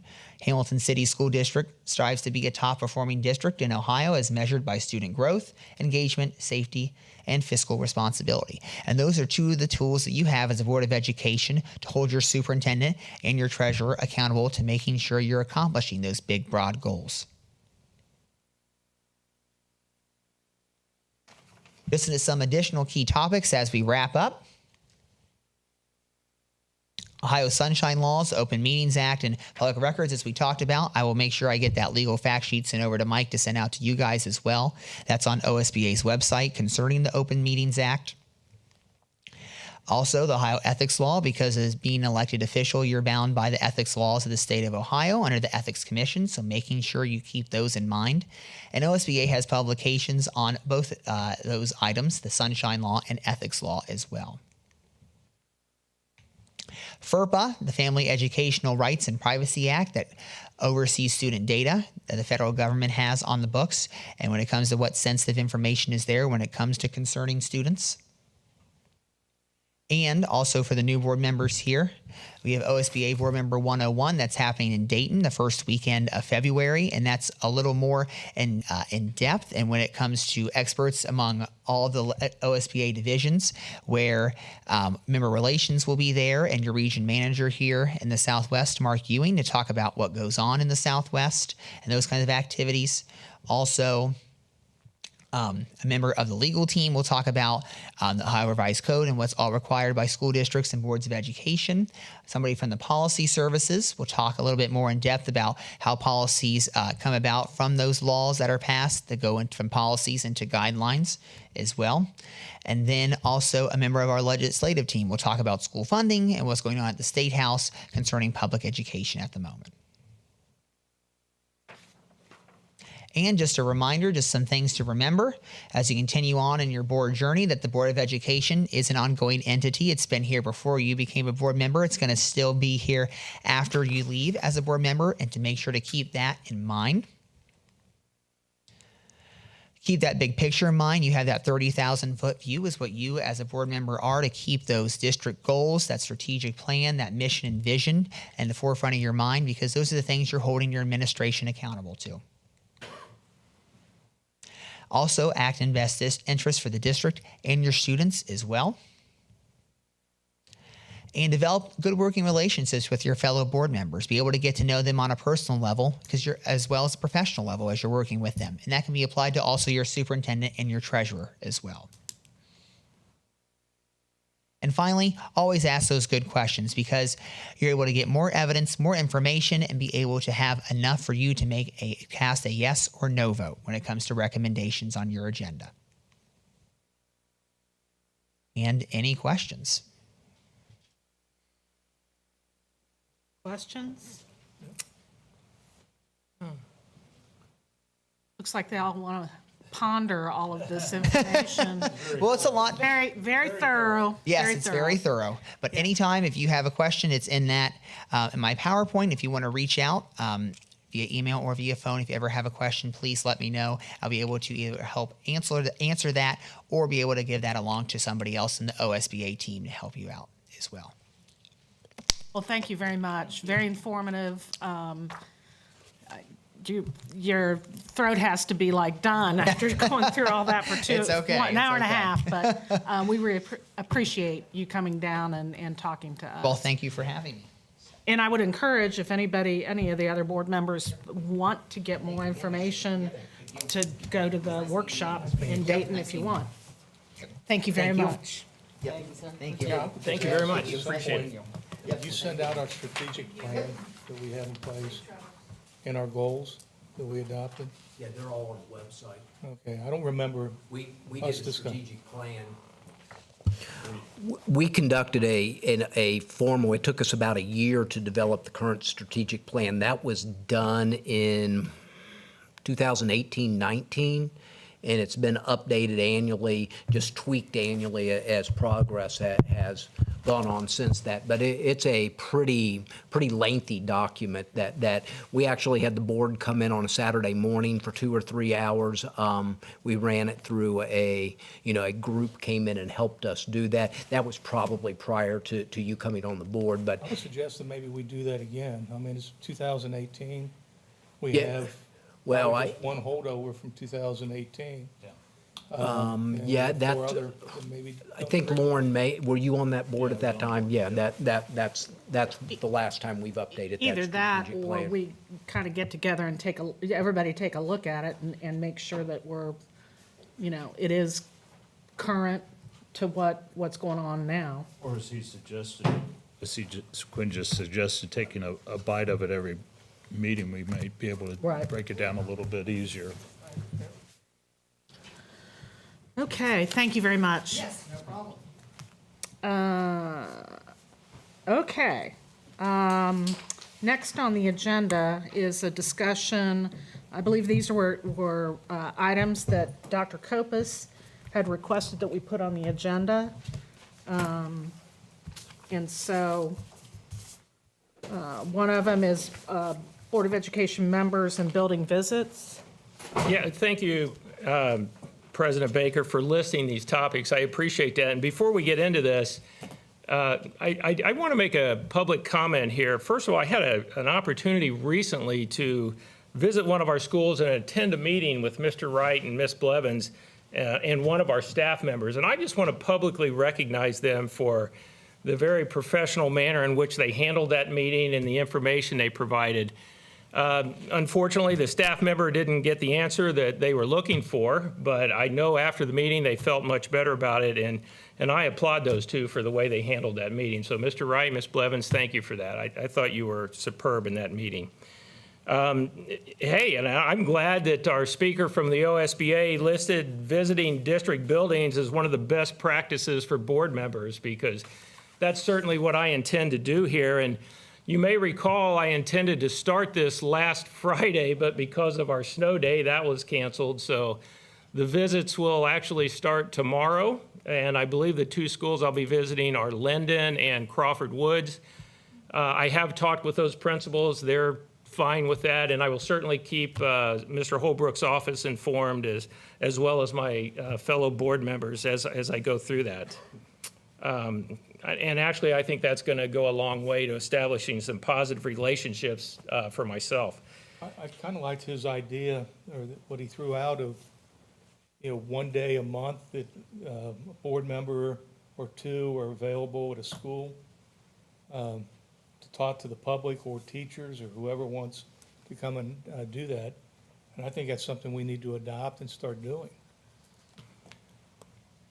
Well, I mean, I'm certainly not opposed to that. That's something that the board could collectively discuss and decide if they want to put something formal on the schedule to do that. But I think that's probably a great idea. And I don't disagree that, but I caution us that, we need to make sure that we're not there in a capacity of, if questions come up or issues come up, that we are not, again, to what Quinn said, not making those decisions that we ask that person to go through the proper chain of command. So I think we need to respect that as well. I think the role would be listen, hear what they have to say, and then bring it back to the group and talk about it, or, pass it on the mic. Right. To Mr. Holbrook. Right. But I don't think decisions would, I wouldn't envision giving them decisions on what we're gonna do, no.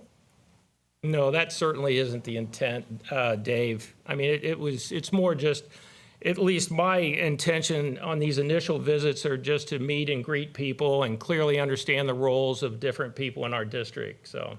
But I agree with what you said. I think that's a good idea, and hopefully we'll discuss that further. Yeah, we can. So. Okay, also, go on Dr. Kopus, permanent, or does anybody want to talk? We want to make sure that we kind of talk about the building visits on an ongoing Yeah, basis. so. and Joe, I agree. It's great going on in the building. I was in a building today with Mrs. Blevins over there, and getting out in the buildings is and then just attending all the different activities that we do. Again, when we first had that discussion, it was a discussion of making sure Mr. Holbrook was notified in advance of that, just to have that open line of communication. But I think it's a great idea. I'm glad you're doing that.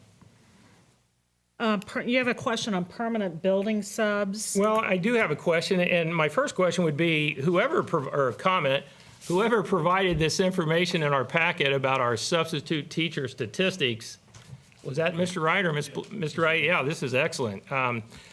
But the position of permanent building subs is something, President Baker, that I would ask that the board consider bringing those positions back. And if you look at this information provided, and if I'm understanding it correctly, on a daily average, we need almost 46 building subs. Yep.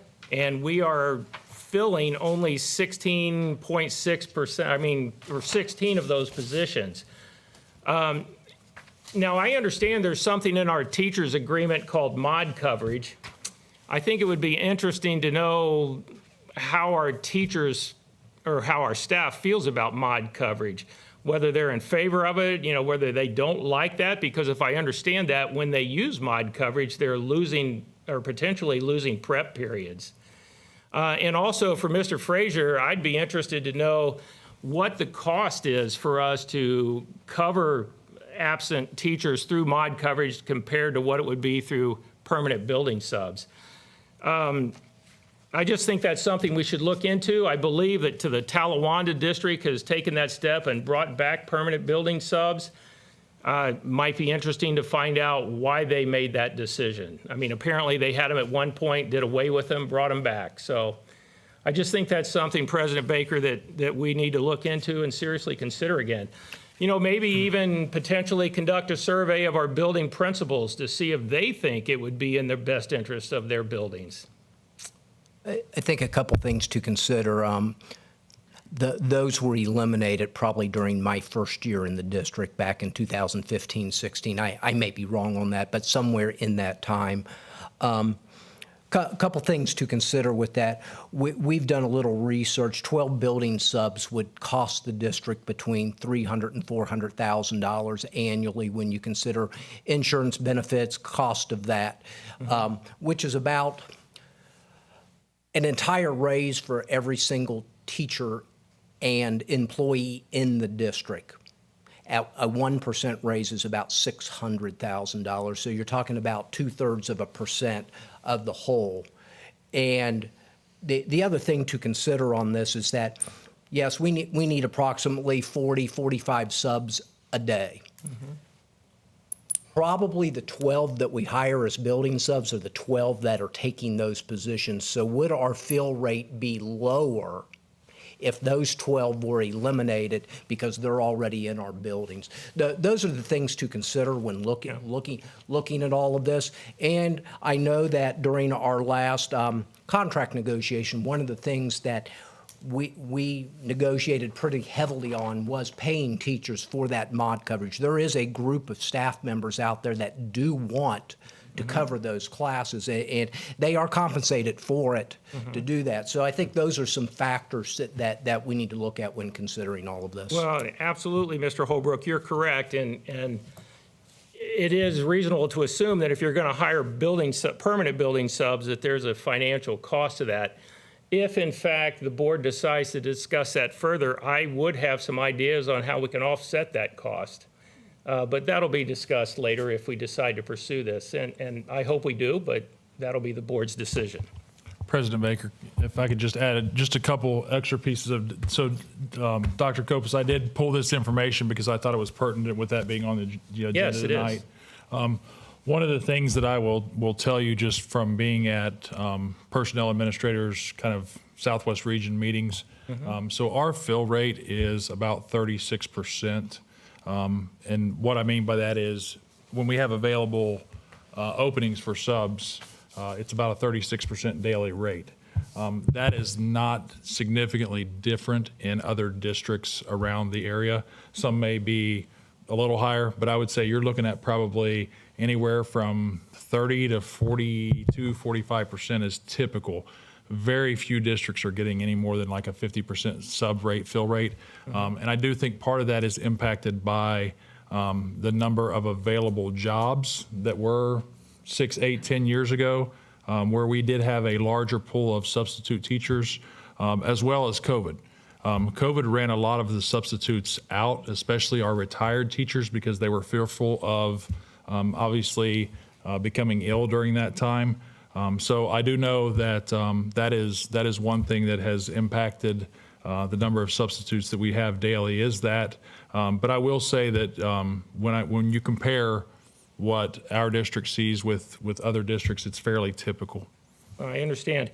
I do have a question, Mr. Wright. When we have a need for 46 subs daily and we get that covered with 16, the missing 30, what happens there? So one of two things would happen. We have kind of a different model for elementary and a different model for secondary. So at the elementary level, we could split students. So for example, let's say we have 4 third-grade classrooms. That one classroom that does not have a teacher could have their 20, 22, 24 students split into kind of 3 groups and distributed amongst the other teachers. At the secondary level, it's covered a little bit differently because every teacher has, let's say if it's a 7-bell day, they have 6 classes and they have 1 planning period.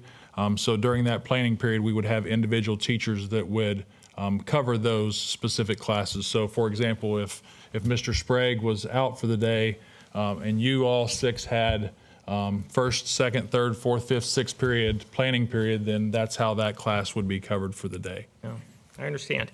And I do respect all of the comments, and I'm sure that they're accurate. I still think it would be wise for us to survey our building principals to get their input. And I understand Mr. Holbrook's comment that we do have some teachers that want mod coverage because apparently they're compensated additionally. It'd be interesting to know what teachers, now are teachers that don't want to participate in mod coverage, are they forced to?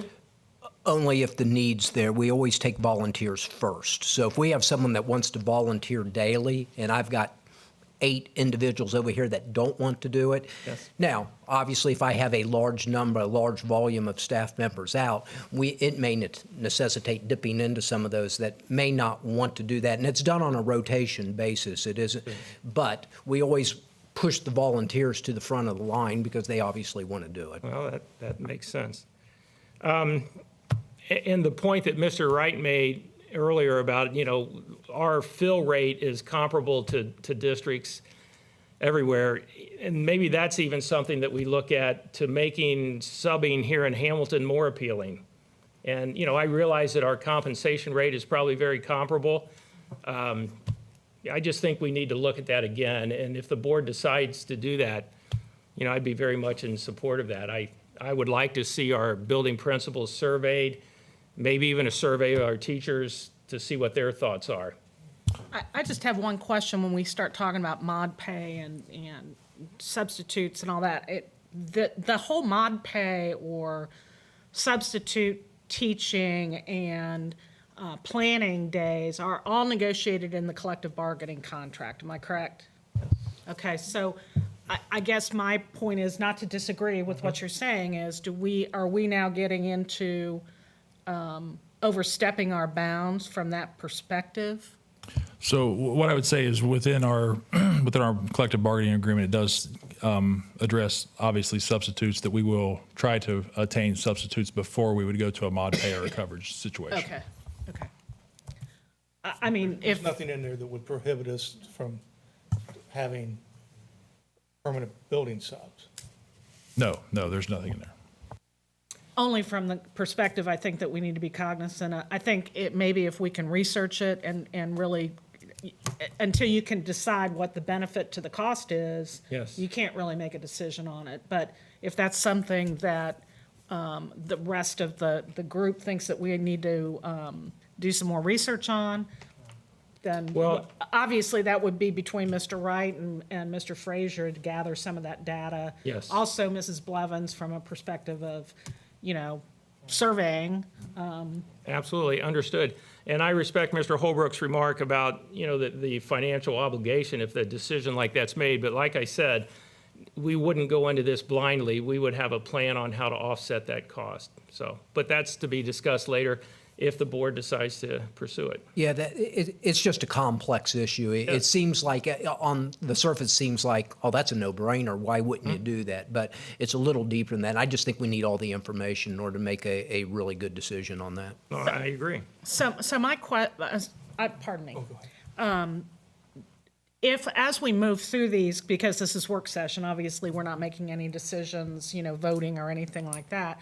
But as we to make decisions on each one of these items, that really needs to go to the bit, let's get the research, we can look at it in work session, and then it would go to the business meeting, and that's when we would actually vote. Well, I took this as just discussion. No, I do Yeah, too. Yeah. Yeah. If you want me to gather more information from Yeah. Butler County, so there's a Southwestern Ohio consortium that covers the substitutes basically for Butler and Warren County. So I can gather statistics if you guys would like me to gather that and present that information to you as a board. Yeah. I just recall years ago when we did have permanent building subs, give you an opportunity to see how good somebody was and then hire them when you had an opening. So there's a positive there too. And Mr. Davidson, I guess the one thing that I would say is typically right now, the majority of our substitute teachers are one of two types, and that is they don't have an education degree. They just have a bachelor's degree and they're subbing, or they're retired teachers. There are very few young, non-employable teachers that don't find jobs right now, just because it is the market of what we're seeing now. So I do agree with you 100%, and honestly, that's what we use. That's why we actually take on so many student teachers, because it gives us an opportunity to look at them for 3 and 4 months and determine, is this somebody we want to pursue to hire for the district? So, And Mr. I'd like to propose, can we bring back some information at the February 22nd meeting? That would give us a month to be able to gather some information and provide some additional data for the subbing piece. To the work session? To the work session Yeah. and to the board. Yes. That makes sense. Is that, Absolutely. okay. Yeah, thank you. Next was a question of library staff as But yeah, and I realize that sounds like an off-the-wall comment, but I was approached by a couple different individuals about this. And my understanding is this has not happened very often in our district. And I think it was Mr. Frazier and possibly Mr. Wright also. I had requested some information previously about our educational assistants. They were great in providing that. And if I remember correctly, gentlemen, please correct me if I'm wrong here, at that time, which could have been at least a month ago, we were over 90% filled in those positions, which I was surprised to hear that. And I also believe at that time we were currently interviewing some other folks. Mr. Wright, whatever became of that? Yeah, so we are actually even further than that now. We're probably about 95%.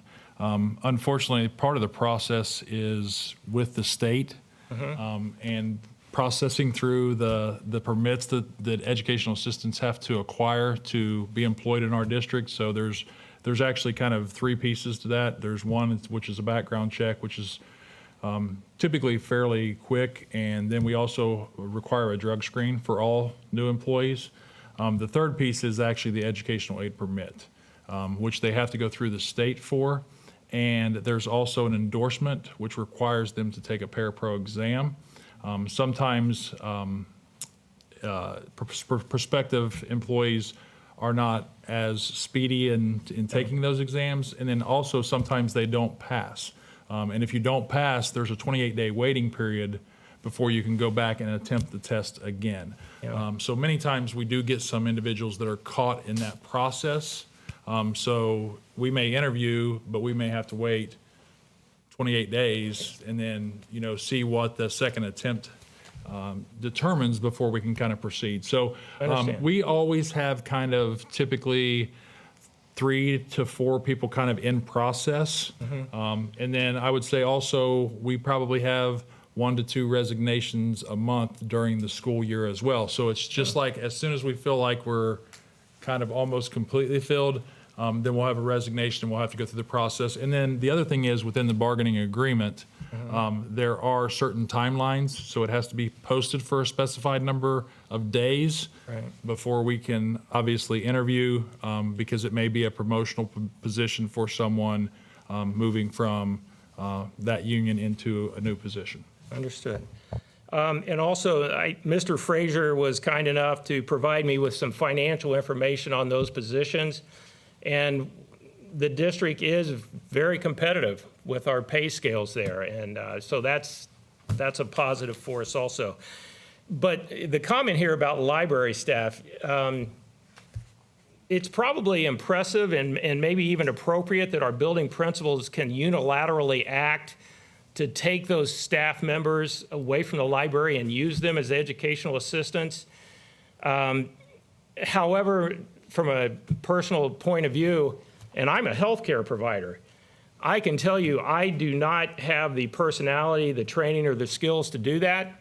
I doubt if anyone here does, honestly, excluding maybe, oh, that is not your position. Okay, then I apologize. Then probably excluding everyone. But I guess to summarize, I would say closing the libraries can never be the answer. That is at best a poor Band-Aid on the problem. And we don't want to proceed like that. What we want to do is find a way to correct the problem. And if that involves finding some way to make that position more appealing, and I don't know how to do that, but the board collectively maybe can decide how to do that, we need to do that. Because those positions, as you know, those people deal with our most difficult, if that's the right word, and I don't mean to be offensive in any way, but some difficult situations that most of us could not deal with. So the board, I think we need to look at that again and find out what we can do. 95% staffing, Mr. Wright, I think is excellent, because I'm sure those are difficult spots to fill. But we need to do whatever we can do to improve that. So President Baker, I just ask that we look at that again and see what we can come up with. I think that's fine. I mean, And I can also just provide some additional information if you Yeah, want me again. to have that for the February meeting as yeah, well. that'd be great. Well, and Dr. Kopus, I'd just like to share one piece on that. So I believe the library people that you're referring to are at our elementaries. Yes, you're correct. They're part of the same bargaining unit as EAs. Okay. So that's where that kind of comes from. Those are considered like-minded, and I hear your Yes. point there. I will tell you that we do not close the library on an every day. So we have a range of educational assistants that work kind of just in classroom general support, two that support our most fragile kids in a one-on-one setting. And if it is a matter of we don't have an adult to provide, and typically what we'll do is we'll shift EAs, current EAs, to that most fragile student. And if we have to pull someone that's not typically in that job, we give them the less demanding. I don't know how to. Oh, I understand your point. How to articulate that, but we do that on the last extreme. Yeah. And it's a very similar problem to what we see with our teachers as well. It's that pool of candidates.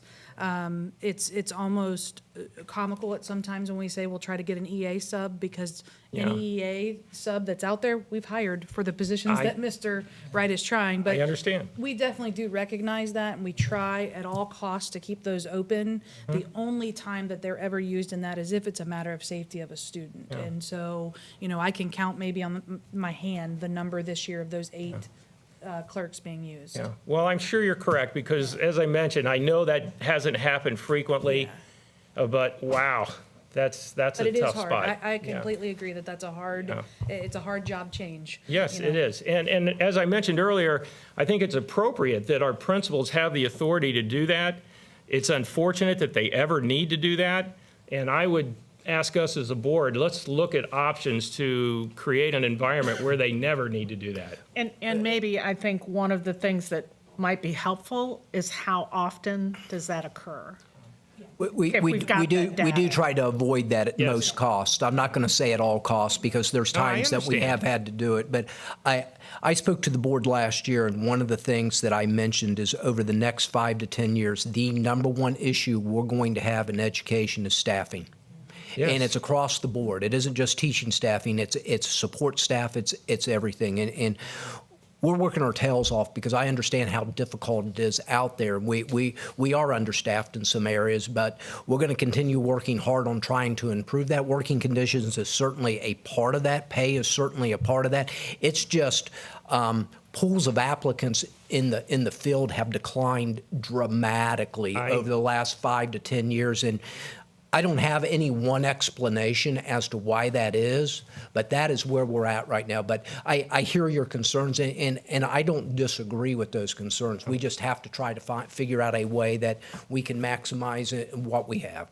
Yep, understood. Thank you. Anything else from that perspective? The next item we have to discuss is the board policy 0148.1 in regard to board staff communication. Obviously, we got a pretty in-depth as far from OSBA as far as that policy goes. And I'm thankful for that. When I initially read this policy, I had some concern because it almost sounds like it's worded to prevent people from speaking with the board members. And I understand, well, trust me, because of my military experience, I clearly understand the chain of command and the need to maintain that. And I have no issue with Mr. Holbrook being informed about any communications, as well as my fellow board members. But what I want to prevent or avoid is ever creating a situation or an impression that someone cannot communicate with us or cannot contact us. So, you know, I hope that we can convey to our staff and to our public that, you know, if you want to talk to Ms. Matthews or Ms. Baker, yes, we need to go through Mr. Holbrook, but we can be confident that those communications will be filtered down to the people that they're intended for in confidence or public or whatever the appropriate format would be, and that the board would discuss those issues. So I trust that Mr. Holbrook would do that, and I'll certainly comply with this policy.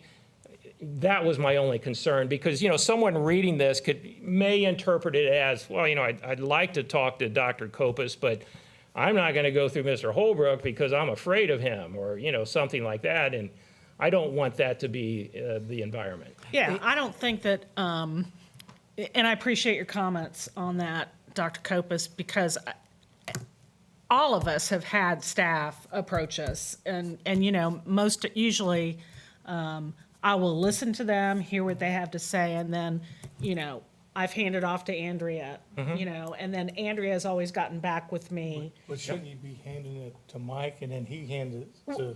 Okay, yes, but in that case, I didn't follow the proper chain of command.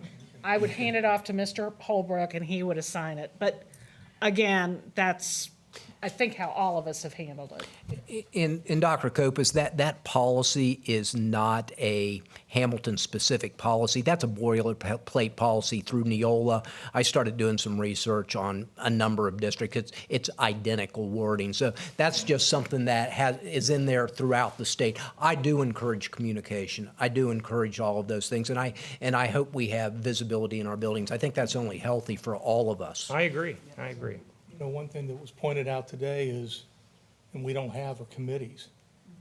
And we need to think about that. One would be a policy committee that, you know, reviews the policies that we have, and where there is a gray area, have it better defined.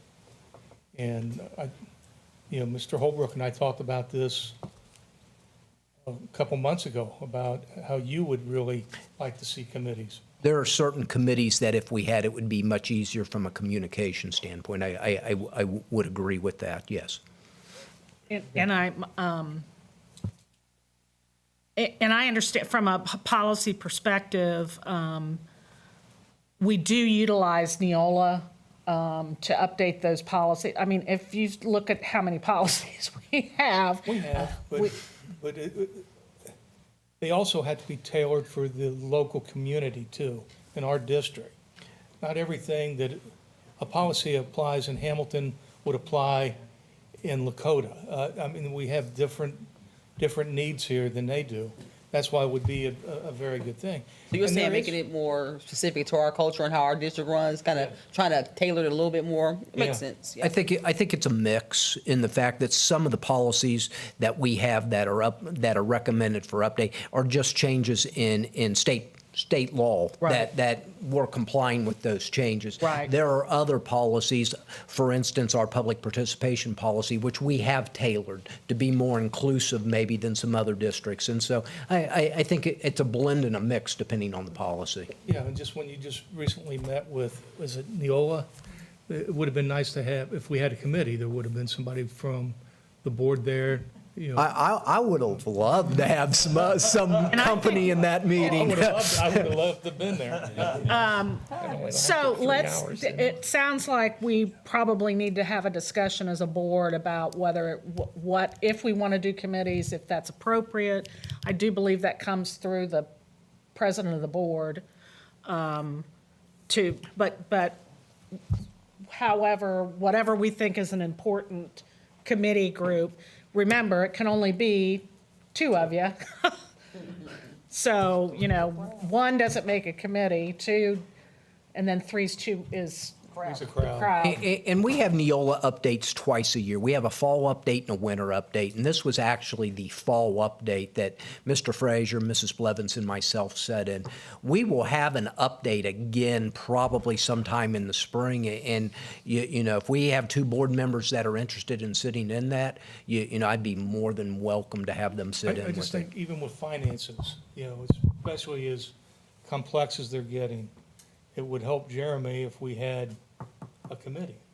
And Well, let's- let's discuss that. Well, let's talk about that at the Would it next. be appropriate, I know, Mike, you've been served, all of you, most of our administrators have served in other districts, is to model some ideas from other districts. I know we've talked before about about legislative committees too, having a committee that looks at what's going on with legislation. So we're talking about finance, maybe legislation, maybe the policy, and doing things and, having see what fits us as a board. Yeah, and I think identifying those committees is certainly unique to each district and what the needs of that district are, because I will tell you, a smaller size district is going to have different needs for committees as a district that's almost 9,000 students large and $100 million plus budget. So, but I mean, we can cater those committees to whatever we choose to cater those to. I think it'd be good if you came up with some ideas of different committees. Well, I can come up with some ideas I on know you various committees We've already discussed that. pretty quick. Yeah. So maybe we discuss that at the next Next work session. work session. Yeah. We can put that on the February 8th work session. The 22nd, we've got some of these other personnel items that may take us a little bit of time. Okay. Okay, and lastly, teacher forum. Yes, teacher forum. And I apologize, I may have misnamed that. I probably should have called that staff forum or staff teacher forum. And our guest speaker earlier today from the OSBA made some excellent points about how important it is for the board members and our administrators to make sure that we're listening to the staff, that we're maintaining a climate of trust and open communication. And I think it's equally important that we are ensuring them that we value them and that we support them. And one of the things that I want to do as a board member for the next 4 years is I do want to become a big advocate for our staff. So a lot of my efforts will be directed in that manner. Now, I have had some preliminary discussions with Katie, and I hope I have permission to use your name here and talk about this. And I think she has reluctantly agreed to maybe help me organize this. And she actually had conversation with a group of people that she works closely with. And if I understood her correctly, initially there was a little bit of resistance to this idea, which is unfortunate. And it's that resistance that I want to erase. I don't want any staff to be afraid to approach our administrators or our board members. So that's the biggest intent of this. And she made a comment earlier about, we don't want this to turn into just a gripe session. And you're correct, that, that's not the goal there. But I would I in a way, I appreciate the fact that we want to have open communication. One thing that I wrote down in regard, have we surveyed staff? You know, there's different survey groups out there to see what the concerns are. When you're talking about this big of a district, could we gather data or whatever and then hone it down? I just worry that we overstep our bounds from the perspective. Again, I'm always going to be the person that says we're at this level, okay? And that when we start digging down into interaction with teachers all the time, are we? I mean, they are represented by a collective bargaining unit. Yes. And whether anybody likes that or doesn't like it, that's what we have. And so, I'd like to make a mention here. Joe, I appreciate what you're discussing. I don't like surprises during board meetings that you've had discussions already with the union about something like this. But I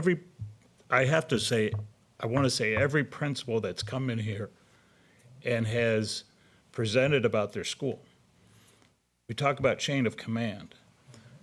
They've had meetings with staff.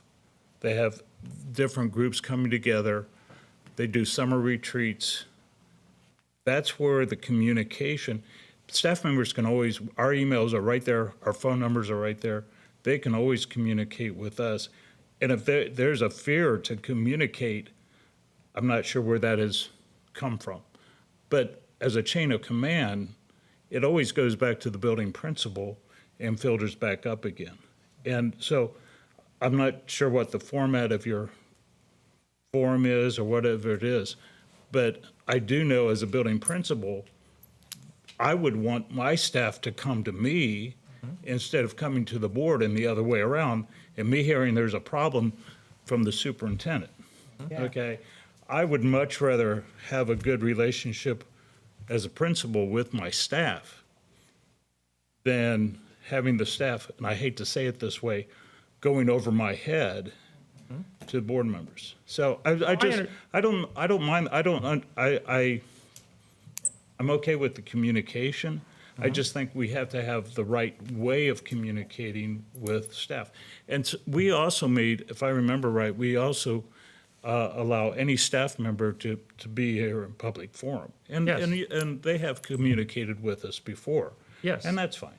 and we have Katie here every board meeting representing the union as well, so. Well, I understand, and Mr. Sprague, I didn't mean to surprise you by that comment, and actually, my discussion with her was 5 minutes before the Okay, board meeting. I appreciate that then. Okay, thanks, Joe. So, I mean, But I won't respond. yeah, maybe I didn't state that correctly, but, Okay. I think that, and I understand what you're saying, and I hear what you're saying about communication, and I think that's all good.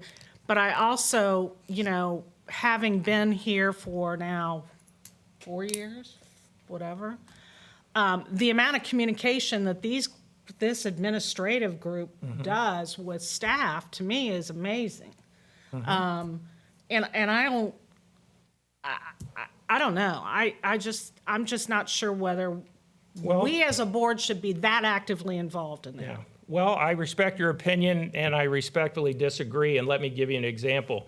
Mr. Wright and Ms. Blevins, and again, I compliment you too for the way that meeting was handled. But you know as well as I do, there was a comment made during that meeting by our staff member that clearly demonstrates the point that I'm making. Now, that's not something I want to get into here, but I think you would agree with me. Or if you don't agree with me, I respect your opinion. But it's because of comments like that were made that I think this is critically important that we do this. Now, this doesn't have to be done every month, or maybe it's an annual thing, or maybe it's done once and the staff determines that was useless, we don't need to do it again. Or you might be surprised, maybe they determined that they did like it. One thing I want to be caution our board members of, and our administrators, let's not put ourselves up here too high. I didn't mean it from that No, perspective. and I respect your point of view, and you're correct, and I understand your comment. But I believe there is, and Mr. Holbrook has said this before, there is nothing like that face-to-face communication. That's what I want to accomplish. I want to listen to their concerns and bring those concerns to the board and to our administration and see if we can't make their life a little better, because as Mr. Holbrook pointed out earlier, education is getting to be a difficult profession. And whatever we can do to make their life a little easier and better, I think it's incumbent upon us to do that. I think if we be mindful and be a well-rounded board of understanding who we serve, and that's our district, the teachers and representing them and the students, and we will around ourselves with the visits to the building, with the, seeing, building those relationships with the staff, with our admin team. I think when we become a well-rounded, I think then it's, you don't fall prey to just concentrating on this person or this group of people or this group of people only. It's just like me was saying, like, okay, well, I just want to focus on the youth, the students we serve, because the fact that, without the teachers in place and them being, served as well and heard and, understood, then it puts the service to the youth off board. If we don't service the youth, and making sure that they have, so you get what I'm saying? So I think if we have a healthy mixture of both and be a well-rounded board by the things that the representative from the state came in with the information, I think that information helps us become well-rounded, and I also think it helps us give us checkpoints as to how to balance and govern ourselves as we go about our day-to-day as board members and just being well-rounded individuals. Because again, we all join this board because we want to serve this district and make sure that it's healthy in the best way possible, and coming together as as five to make these decisions on a daily basis, and come to these meetings to make the decisions for this, be a part of that decision-making process. And none of us proclaim to be experts in this, but definitely we have the heart and the willingness to want to serve and make the best possible decisions. And I don't think the intention is for it to be a gripe session. Right. Or complain about what's going on in the building. It could be positives. Hey, this is going on, it's doing well, and we don't, and we'd like to see it grow and do better. And this new curriculum that we have, that you guys are talking about maybe, expanding that, you need to do that. And we're hearing from the teachers about that. It could be positives like that. And I don't think. Well, that's the intent. I mean, I think we would all agree that our staff, they are the subject matter experts on what goes on in the classroom. And, that's what I want to learn about and hear. And if we can improve their environment, I think that's what we should do. So what I would ask for, and I'm not sure the proper format to do this, so President Baker, steer me in the right direction here.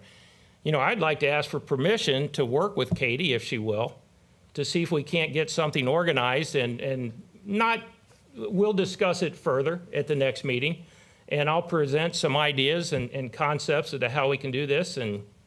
Well, and I'd also like to know, Dr. Kopis, from administration's perspective, Yes. how they feel about this. Absolutely, I agree. I think that's important, because, again, as you made the comment with Mrs. Blevins and Mr. Wright, I have seen them as always being highly professional.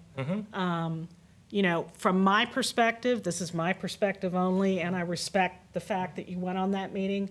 I don't think that's the role of a board member, to go into a disciplinary meeting. That's my opinion. Okay, well, no, well, first of all, I didn't realize that was a disciplinary meeting. Not disciplinary, but that deep into the weeds. Okay, well, I respect your opinion, but again, I disagree. And, Fine. if as long as I'm not doing something that is against the actions of a board member, those are the type of things I intend to do. The one thing I'm all for trying to create better culture and getting Right. input for people. I think that's important. I think it's also important to understand that we have over 1,200 employees. And over the past 4 or 5 years, it has been extremely trying. Yes. And this board, myself, administration, unions, we've been put in positions where we've had to make what I call 50-50 decisions. Whatever decision you make, 50% of the individuals are not going to be happy with that with that decision. And so I caution one individual's comment to paint the picture of a 1,200 to 1,300 employee situation. And so, like I said, I'm in favor of open communication. I'm in favor of listening. I think that's good practice.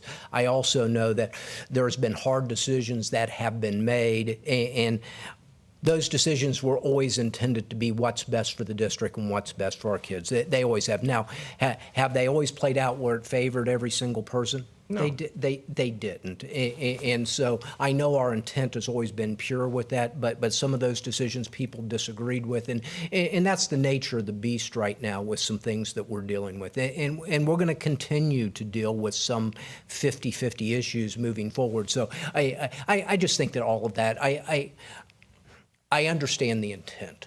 Okay. I just want to make sure that if and when this happens, that we look at that collectively as a whole instead of, just a few individuals. Oh, understood. But I don't believe I gave you any direction on that. Maybe before you talk with staff, if you kind of put together something as far as what you envision it look like, Yes, I think that would be appropriate. I agree. Yeah. Okay, and I will have that, when do you want that, President Baker? I would say to have it for, let's see, the February, We have two board meetings scheduled in February. One February 8th, that's just a work session and an exec session if needed, and February 22nd, which is both a work and business meeting. So, if we wanted to further discuss that, I think one of those two meetings would probably be appropriate. whatever, why don't you just let us know when okay. you could be, February 22nd. okay. Okay.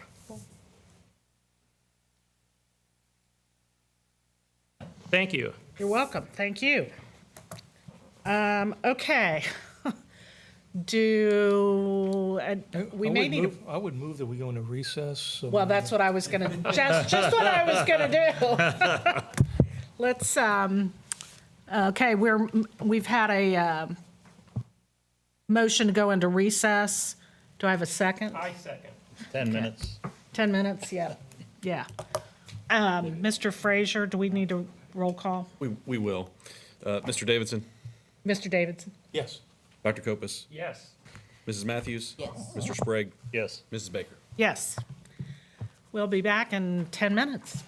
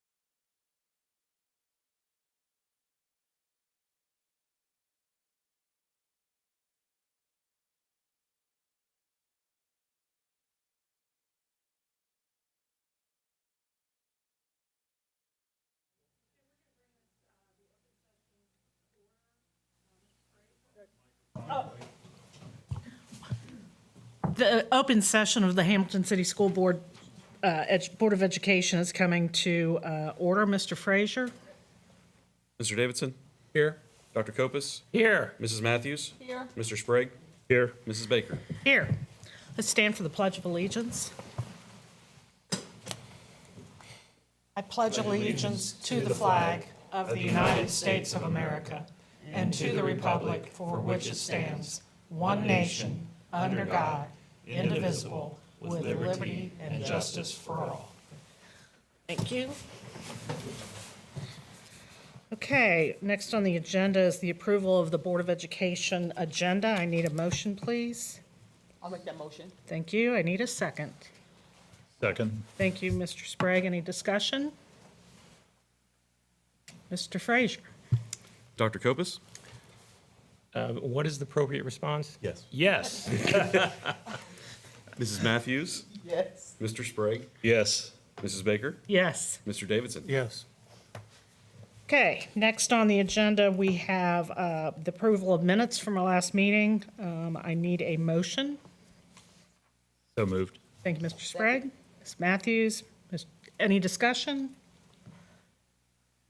Mr. Frazier? Mrs. Matthews? Yes. Mr. Sprague? Yes. Mrs. Baker? Yes. Mr. Davidson? Yes. Dr. Kopus? Yes. Okay, I look out there and I see our city council representation. Please come forward and tell us all the great things that are going on in the city. Thank you. Happy New Year. Yep. Happy New Year. Happy New Year. Dr. Kopus, congratulations. Looking forward to working with you here in the next 4 years. So, Well, thank you very much. thank you. We've got a number of things going on in Hamilton right now. So, city manager position, we are still maneuvering that. I hope to have some more solid announcement on that here shortly. But the biggest item tonight, I just want to thank our superintendent and the board for allowing me to get involved with the students writing letters of support to Amtrak. Again, I think we did this about 2 years ago, and I thought it was a huge hit. I think we sent over 600 letters to the governor and our state representation. So I'm looking forward to sending over 1,000 letters this time around to the governor and our. Did it help? It did help because I feel, well, we got the funding because the governor got the hint, Yeah. and we put some immense pressure on them to move this needle. So thank you again. I think it's critical, especially right now, that we get our students involved in local events, local happenings. But the biggest takeaway from this is getting the students involved in something that's going to directly impact their future. And I really hope here in the next 4.5, 5 years that when some of these folks in high school go off to whatever they're doing, they can come back to town on the very thing that they were fighting to get when they were in the school district. So thank you so much, and thank you to Mr. Zeri and Andrea here. We are looking forward to this. Next 12, 18 months is going to be critical. The planning studies will be completed, and that's when we will find out if Hamilton is determined to have a stop, and then that's when the state's going to have to step in and have some buy-in. So there's a couple more things we need to do, but by far this is the biggest one, is to continue to keep the heat on, keep the pressure on, and show the state that we really want this. We need this. It's going to be good for everybody, and it's really going to open up the city to a lot more possibilities that we currently just don't have. So, Mr. Superintendent, thank you so much. Thank you, Michael. Thanks for your cooperation. Michael, I don't know if you know this. I was a former economics and American government teacher. And so with that being said, the whole idea of student participation in our civic process is extremely important to me. And so when you sent me that, I think it was a text last weekend, Yeah. I was all over that real quick because I think it's a great opportunity for our kids. And Yes. so, we appreciate the collaborative working relationship with the city. We all have that in mind. And how great would it be to have an Amtrak stop here in Hamilton? I mean, so I hope that we can contribute to making that happen. Yes, and you guys have been a tremendous part of this since we've started this endeavor close to 3 years ago. So thank you so much for your collaboration and trusting City Council to, get on board with the school district. So thank you so much. You're welcome. Thank you. Okay, we have 2 people for public participation, so I'm going to read the public participation policy. The Board of Education recognizes the value of school governance of public comment on educational issues and the importance of allowing members of the public to express themselves on school matters of community interest. The board is also committed to conducting its meetings in a productive and efficient manner that assures that the regular agenda of the board is completed in a reasonable period of time, honors the voluntary nature of the board's time, and using that time efficiently, and allows for a fair and adequate opportunity for input to be considered. Consequently, public participation at board meetings will be governed by the following principles. In order to permit the fair and orderly expression of such comment, the board shall provide a period for public participation at selected regular and special meetings of the board during open sessions, and shall publish rules to govern such participation at board meetings. The presiding officer of each board meeting at which public participation is permitted shall administer the rules of the board for its conduct. Public participation, shall be permitted as indicated in the order of business. Any resident, employee, or parent of the district wishing to participate during the designated public participation period of a meeting. Attendees must register their intention to participate in the public participation portion of the meeting, must register upon arrival and provide their name, address, topic, and when applicable, group affiliation on the intent to speak form. Individuals may not register others to speak during public participation. Participants must first be recognized by the presiding officer and must preface their comments by an announcement of their full name, address, and when applicable, group affiliation. Each statement made by a participant shall be limited to 3 minutes of duration or no longer at the discretion of the presiding officer. During the portion of the meeting designated for public participation, no participant may speak more than once. All statements shall be directed to the presiding officer. No person may address or question board members individually. Audio or video recordings are permitted. The person operating the recorder should contact the superintendent prior to the board meeting and must agree to the placement of the equipment and to abide by the following conditions. No obstructions are created between the board and the audience. No interviews are conducted in the meeting room while the board is in session. No commentary, adjustment of equipment, or positioning of operators is made that would distract either the board or members of the audience while the board is in session and not disrupt the meeting. The presiding officer may interrupt, warn, or terminate a participant's session when they make comments that are repetitive, obscene, and/or comments that constitute a true threat, such as statements meant to frighten or intimidate one or more specified persons into believing that they will be seriously harmed by the speaker or someone acting at the speaker's behest. Request any individual to stop speaking and/or leave the meeting when that person does not observe reasonable decorum or is disruptive to the conduct and orderly process of the meeting. Request the assistance of law enforcement officers in the removal of a disorderly person when that person's conduct interferes with the orderly progress of the meeting. Call for a recess or an adjournment to another time when lack of public decorum so interferes with the orderly conduct of the meeting as to warrant such action. Waive these rules with the approval of the board when necessary for the protection of privacy or the administration of the board's business. The portion of the meeting during which the participation of the public is invited shall be limited to 30 minutes unless extended by a vote of the board. Displaying posters, written signs, or other written electronic materials by attendants at board meetings which may obstruct the view of other attendees, distract either the board or member of the audience, or otherwise disrupt or interfere with the orderly progress of the board meetings is not permitted. Those who attend the public meetings of the board shall refrain from displaying,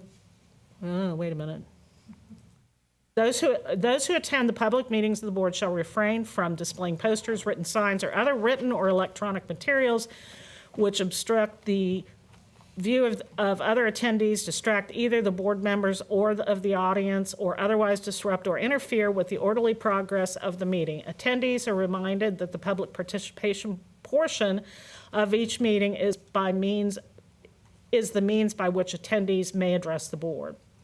The restrictions in Section 1 shall not apply to any posters, written signs, or other written or electronic materials that are presented by a designated individual to the board as part of a particular agenda item for the board's meeting. Persons who violate the provisions of Section 8 shall be first asked to follow the rules set forth above. Should such individuals fail or refuse to follow these requests, such individuals will be asked to leave the board meeting. The board may permit individuals to attend meetings remotely through live broadcast. However, public participation will be limited to those who are in attendance at the meeting site only. The board is not responsible for any technology failures that prevent, disrupt any individual meeting from attending remotely.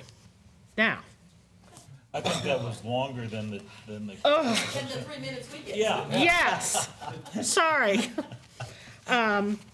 Okay, so first I've got two people, Linda Pickett, if you'd like to come to state your name and your address.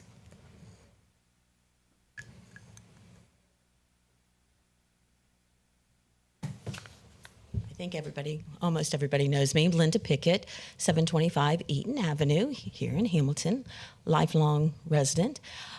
I've been with the district for 28 years. I also serve as the OPSI president for our union. First, I came to welcome Dr. Kopis. Welcome to the board. We Thank you, Linda. appreciate all your time and efforts to help all of us. I also wanted to let you know that I was here in September. I try not to come and gripe, but I do have concerns, and I came in a little late, so I think I was hearing you discuss the fact of having library clerks or going into EA positions, which is, I hope that doesn't happen. But the fact that we do have such a shortage of educational assistants. I came in September, I think it was, shared the fact that I have educational assistants that are getting hit, kicked, bit. I brought pictures. At that time, we had 16 open positions. Nothing has been done. You know, I encourage the board members, please come to our buildings. Please see what we're going through. Please come up with some ideas of how we can make things better for not only the safety of our students, but for the safety of our staff. We now have 19 open positions for educational assistants. So I come to you once again and say, help. We need help. I don't know how we go about doing it. I met with Mr. Wright, and tried to give some ideas. You know, we're asking people to come in and work for the district, but yet we need them to take the paraprofess, and that's going to cost you $80. We need you to get a background test. We need you to get fingerprinting. This is all going to cost you money. You need to get a licensure. In today's time, people don't want to spend $200 to get a job. They can't afford to. The pay that is being offered, when you have to do the stretch pay, it works out to be $11.99 an hour for somebody coming in at step one. I see signs at White Castle that they can make a whole lot more money. And it's for a difficult job that we do. So I urge you once again, I know I'm at my 3-minute mark, I urge you once again to please, let's come up with some ways to help all of us out, because I fear that we're going to lose good people by the abuse that we're dealing with. It's a difficult job. I will get off my bandwagon for that, but I will like to point out on a personal note that my grandson, Logan Pickett, is a senior, and he was just nominated for the 2024 Hero 2024 Hero of Character Award for the tri-state area. It's for the 3 cities, or the 3 states, and I think he was like one of 12 that was nominated and will be presented with an award in April. So just a little tidbit for that, okay? Thank you. Thank you. Thank you.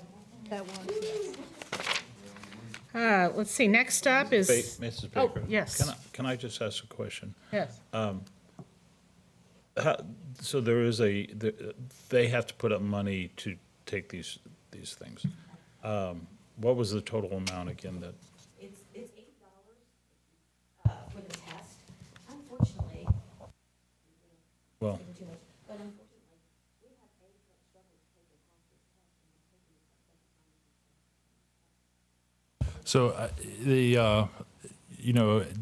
the test is 80, I think it's 85 actually, dollars. And then if they are unable to pass the test, then as I mentioned earlier, it is a repeated process.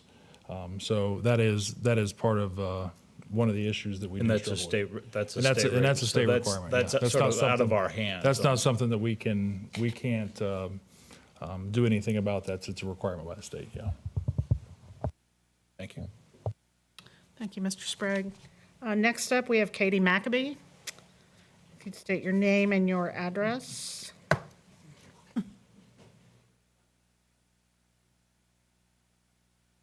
I'm Katie Maccabee. Our address is 633 High Street, Suite 201, and I'm the president of HCTA. And I am just here to speak. We are starting our yearly community outreach for the month of February. It's our Bare Necessities campaign. This has been our third year doing it. We collect new underwear and feminine hygiene products for the Caring Closet. If you don't know what the Caring Closet is, they provide clothing and hygiene items for students in Hamilton City Schools that are in need. So February is the month we do this. Like I said, this is our third year. The last 2 years, we've donated over 12,000 items to the Caring Closet. So I met with Tammy, the director, and she said this was their need. So like I said, our campaign kicks off the 1st. We collect them in all of the buildings. They just bring them to the building reps, and then we donate them to the closet. So we've become a sponsor for the Caring Closet for their Witches Night Out, and this is our big fundraiser for them. So I just want to share that with you because just something else that we do. Thank you. Katie, is that something that if you gave me a write-up, I can get out to every member in the district? Yeah, and I did. I used to put flyers in all their mailboxes this week. So we actually have an Amazon wish list with a wish But if code. you have that, could I Yeah, also get absolutely. it to that way I can get it to the board members as well? Absolutely. So we have a wish list QR code that people could, if they just want to order off of Amazon, it'll be delivered directly to us. And then we actually do prizes in each building for those that donate. So we'll give away an Amazon card to somebody in the building. So this is our big thing that we do. So that's all I wanted to share. Katie, I'd like to make a comment. I am familiar with the Caring Closet. That is a wonderful organization. I know the lady who started that initially years ago. As a matter of fact, a number of years ago, I recommended her for Citizen of the Year Award, which I think is going to be awarded tomorrow evening. Mr. Holbrook, is that correct? Yes. And she was fortunate enough to win, and so she said it was a well-deserved award. But I wish you all the luck there. That's a great organization. They do a lot of good for our students. And it goes directly back to our students. And that's kind of why we partnered with them. Great organization. Thank you so much for the work you do. Any other comments? Thank you. Thank you. Okay, Mr. Holbrook. Mr. Frazier, can I have your assistance, please? Yes, sir. Uh-oh.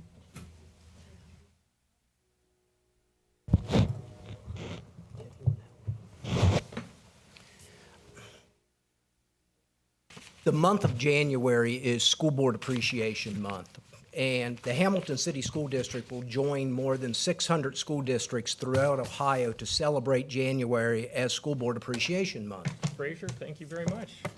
The theme of this year's School Board recognition is launching our next generation. The Hamilton City School Board members are citizen servants who shoulder critical responsibilities and often make difficult choices for our district. And the Hamilton City School Board of Education has always waived any compensation, the true act of servant leadership. Serving as a link between the community and classroom, school board members are elected to establish the policies that provide the framework for the district. The Hamilton City School Board of Education is responsible for an annual budget of over $100 million and nearly 9,000 students and over 1,200 employees. It's important more than ever that communities support public education so that today's students are prepared to be the leaders of tomorrow. Please take a moment when you have the opportunity to thank a board member for caring about our students and giving so much to the Hamilton community. Let me be the first to say thank you for everything you do for our students, staff, and community here in Hamilton. And I just want to give that to you as a small token of my thanks for everything that you do. Thank you, Mike. Thank you. Well, Mr. Holbrook, I'd like to say thank you very much. And honestly, I have to say, I'm not sure I really deserve this yet since I'm so new.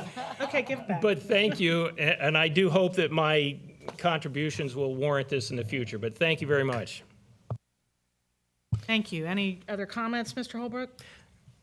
I do. I have a couple more comments. First is that starting in February, we will be having our buildings give updates again to the board. January, we kind of took a break on that as we had the organizational meeting and the OSBA member coming down today. But starting in February, we'll be getting those principles in for our bi-monthly updates. Also, this is a reminder to everyone out there as well as the board is that we will be giving the annual State of the Schools address on Thursday, February 8th, and that is at 11:45, and it'll be at Rotary. You all will get invitations for that, but I just want to throw that out there. That's something that's annually done, and Hamilton City Schools is one of 4 groups that actually speak at that State of the Schools address, and it's a wonderful event. Also, I want to communicate with parents on school delays and cancellations and the fact that we try to make those as early as possible. Weather is completely unpredictable, and so sometimes I agonize over that decision as much as I do anything. And when we do communicate that, we do put it out on our website. We do put it out on district Facebook. We do put it through our school messenger. We do it through local TV and radio stations as well. So, one of the best practices that we learned a long time ago is to make sure you communicate that through a variety of different forums and platforms. And we also I'll let our staff know a little ahead of when we communicate that out to the public. So we try to do a good job of that. We've had some dicey weather the last couple weeks. I hope not to have to do that again for a while. And I want to compliment our district transportation office. They have to speak with me at 3 and 4 o'clock in the morning. And I'm sure that's not a treat for them to do that, but we're trying to make the best decisions. And the city of Hamilton did a wonderful job over the last week in making sure these streets were clear. Salt was placed out there, and those are little things that you don't think about, but it's so important for our kids to be in school. And we're not going to compromise safety for that, but we're going to do everything we can to get them here when we can. And so, those are my updates for this evening, President Baker. Thank you, Mr. Holbrook. Okay. Next on the agenda for vote is the Hamilton School District Board policy. I believe everybody got those policies well in advance of the meeting to have time to review those. So I need a motion to approve those. I'll make that motion. Thank you, Ms. Matthews. A second. Thank you, Dr. Kopus. Discussion. Discussion? Okay. Mr. Frazier? Mrs. Matthews? Yes. Mr. Sprague? Yes. Mrs. Baker? Yes. Mr. Davidson? Yes. Dr. Kopus? Yes. Okay, next on the agenda is the human resource agenda. I need a motion to approve. I move to approve. Need a second. I'll second. Thank you. Any discussion? Mr. Frazier? Mr. Sprague? Yes. Mrs. Baker? Yes. Mr. Davidson? Yes. Dr. Kopus? Yes. Mrs. Matthews? Yes. Okay. Next is the consent agenda. The same. I'm, I'm sorry, Mr. Frazier, let me correct myself. On the human resources agenda, after a conversation with Mr. Holbrook and Mr. Wright, I should abstain on that vote. Noted. thank you, Dr. Kopus. Okay. Next, we have the consent agenda. I need a motion for the consent agenda. So moved. Second? I'll second. Thank you, Ms. Matthews. Discussion. Mr. Frazier? Mrs. Baker? Yes. Mr. Davidson? Yes. Dr. Kopus? Yes. Mrs. Matthews? Yes. Mr. Sprague? Yes. Okay, thank you. Mr. Frazier, finance agenda. Thank you, President Baker. We have several items up for your approval this evening. We have the normal treasurer reports, which include the cash position report, the cash flow analysis report, and the cash reconciliation. There is one item of note this evening on the cash flow analysis. We're currently monitoring about a 1% variance in state funding, and that is surrounding the economic disadvantaged revenue line item and the transportation line item. I indicated that in my note to you all this week. It's not a material item yet, but it's large enough that we are monitoring it. And as I have more information, I will share that with the board. But it's an ongoing issue right now, and we're currently looking into it. So I wanted to bring that to your attention. We also have a tax advance resolution. Each year, we pass a resolution so that we can request an advance from the Butler County Auditor on our property tax dollars. Just an FYI reminder, tax bills are due the last day of February. It's leap year, February 29th. And we will get payment after we pass this advance resolution. Even though bills are not due, or payments are not due until the last day of February, we'll get an advance on that from the auditor, scheduled to be the week of February 19th. Will be our first advance. Our second advance is scheduled to be released March 4th. And then we'll have final settlement shortly after that, after the treasurer's collected all payments and the auditor has certified all payments, and we'll make the distributions to the local municipalities. So we have that on the agenda. It's a resolution we pass every single year. We have some confirming purchase orders on the agenda this evening, and we have a whole slew of donations, mostly to the Athletic Hall of Fame. Donations are totaling $1,105 this evening. And those are my items. Thank you, Mr. Frazier. I need a motion to approve the finance agenda. So moved. Yeah, go ahead. Thank you. Second? I'll second. Thank you. Any discussion? Frazier? Mr. Davidson? Yes. Dr. Kopus? Yes. Mrs. Matthews? Yes. Mr. Sprague? Yes. Mrs. Baker? Yes. Okay, that's the end of our meeting. Our next meeting will be Thursday, February 8th, beginning at 4 p.m. That will be a work session only, I believe. There is possibility that we would have executive session items if needed. Yes. We could possibly go into executive session. That's correct, yes. Okay, thank you. So I need a motion to adjourn. I'll make that motion to adjourn. Thank you, Ms. Matthews. Second? Second. Thank you. This meeting is adjourned.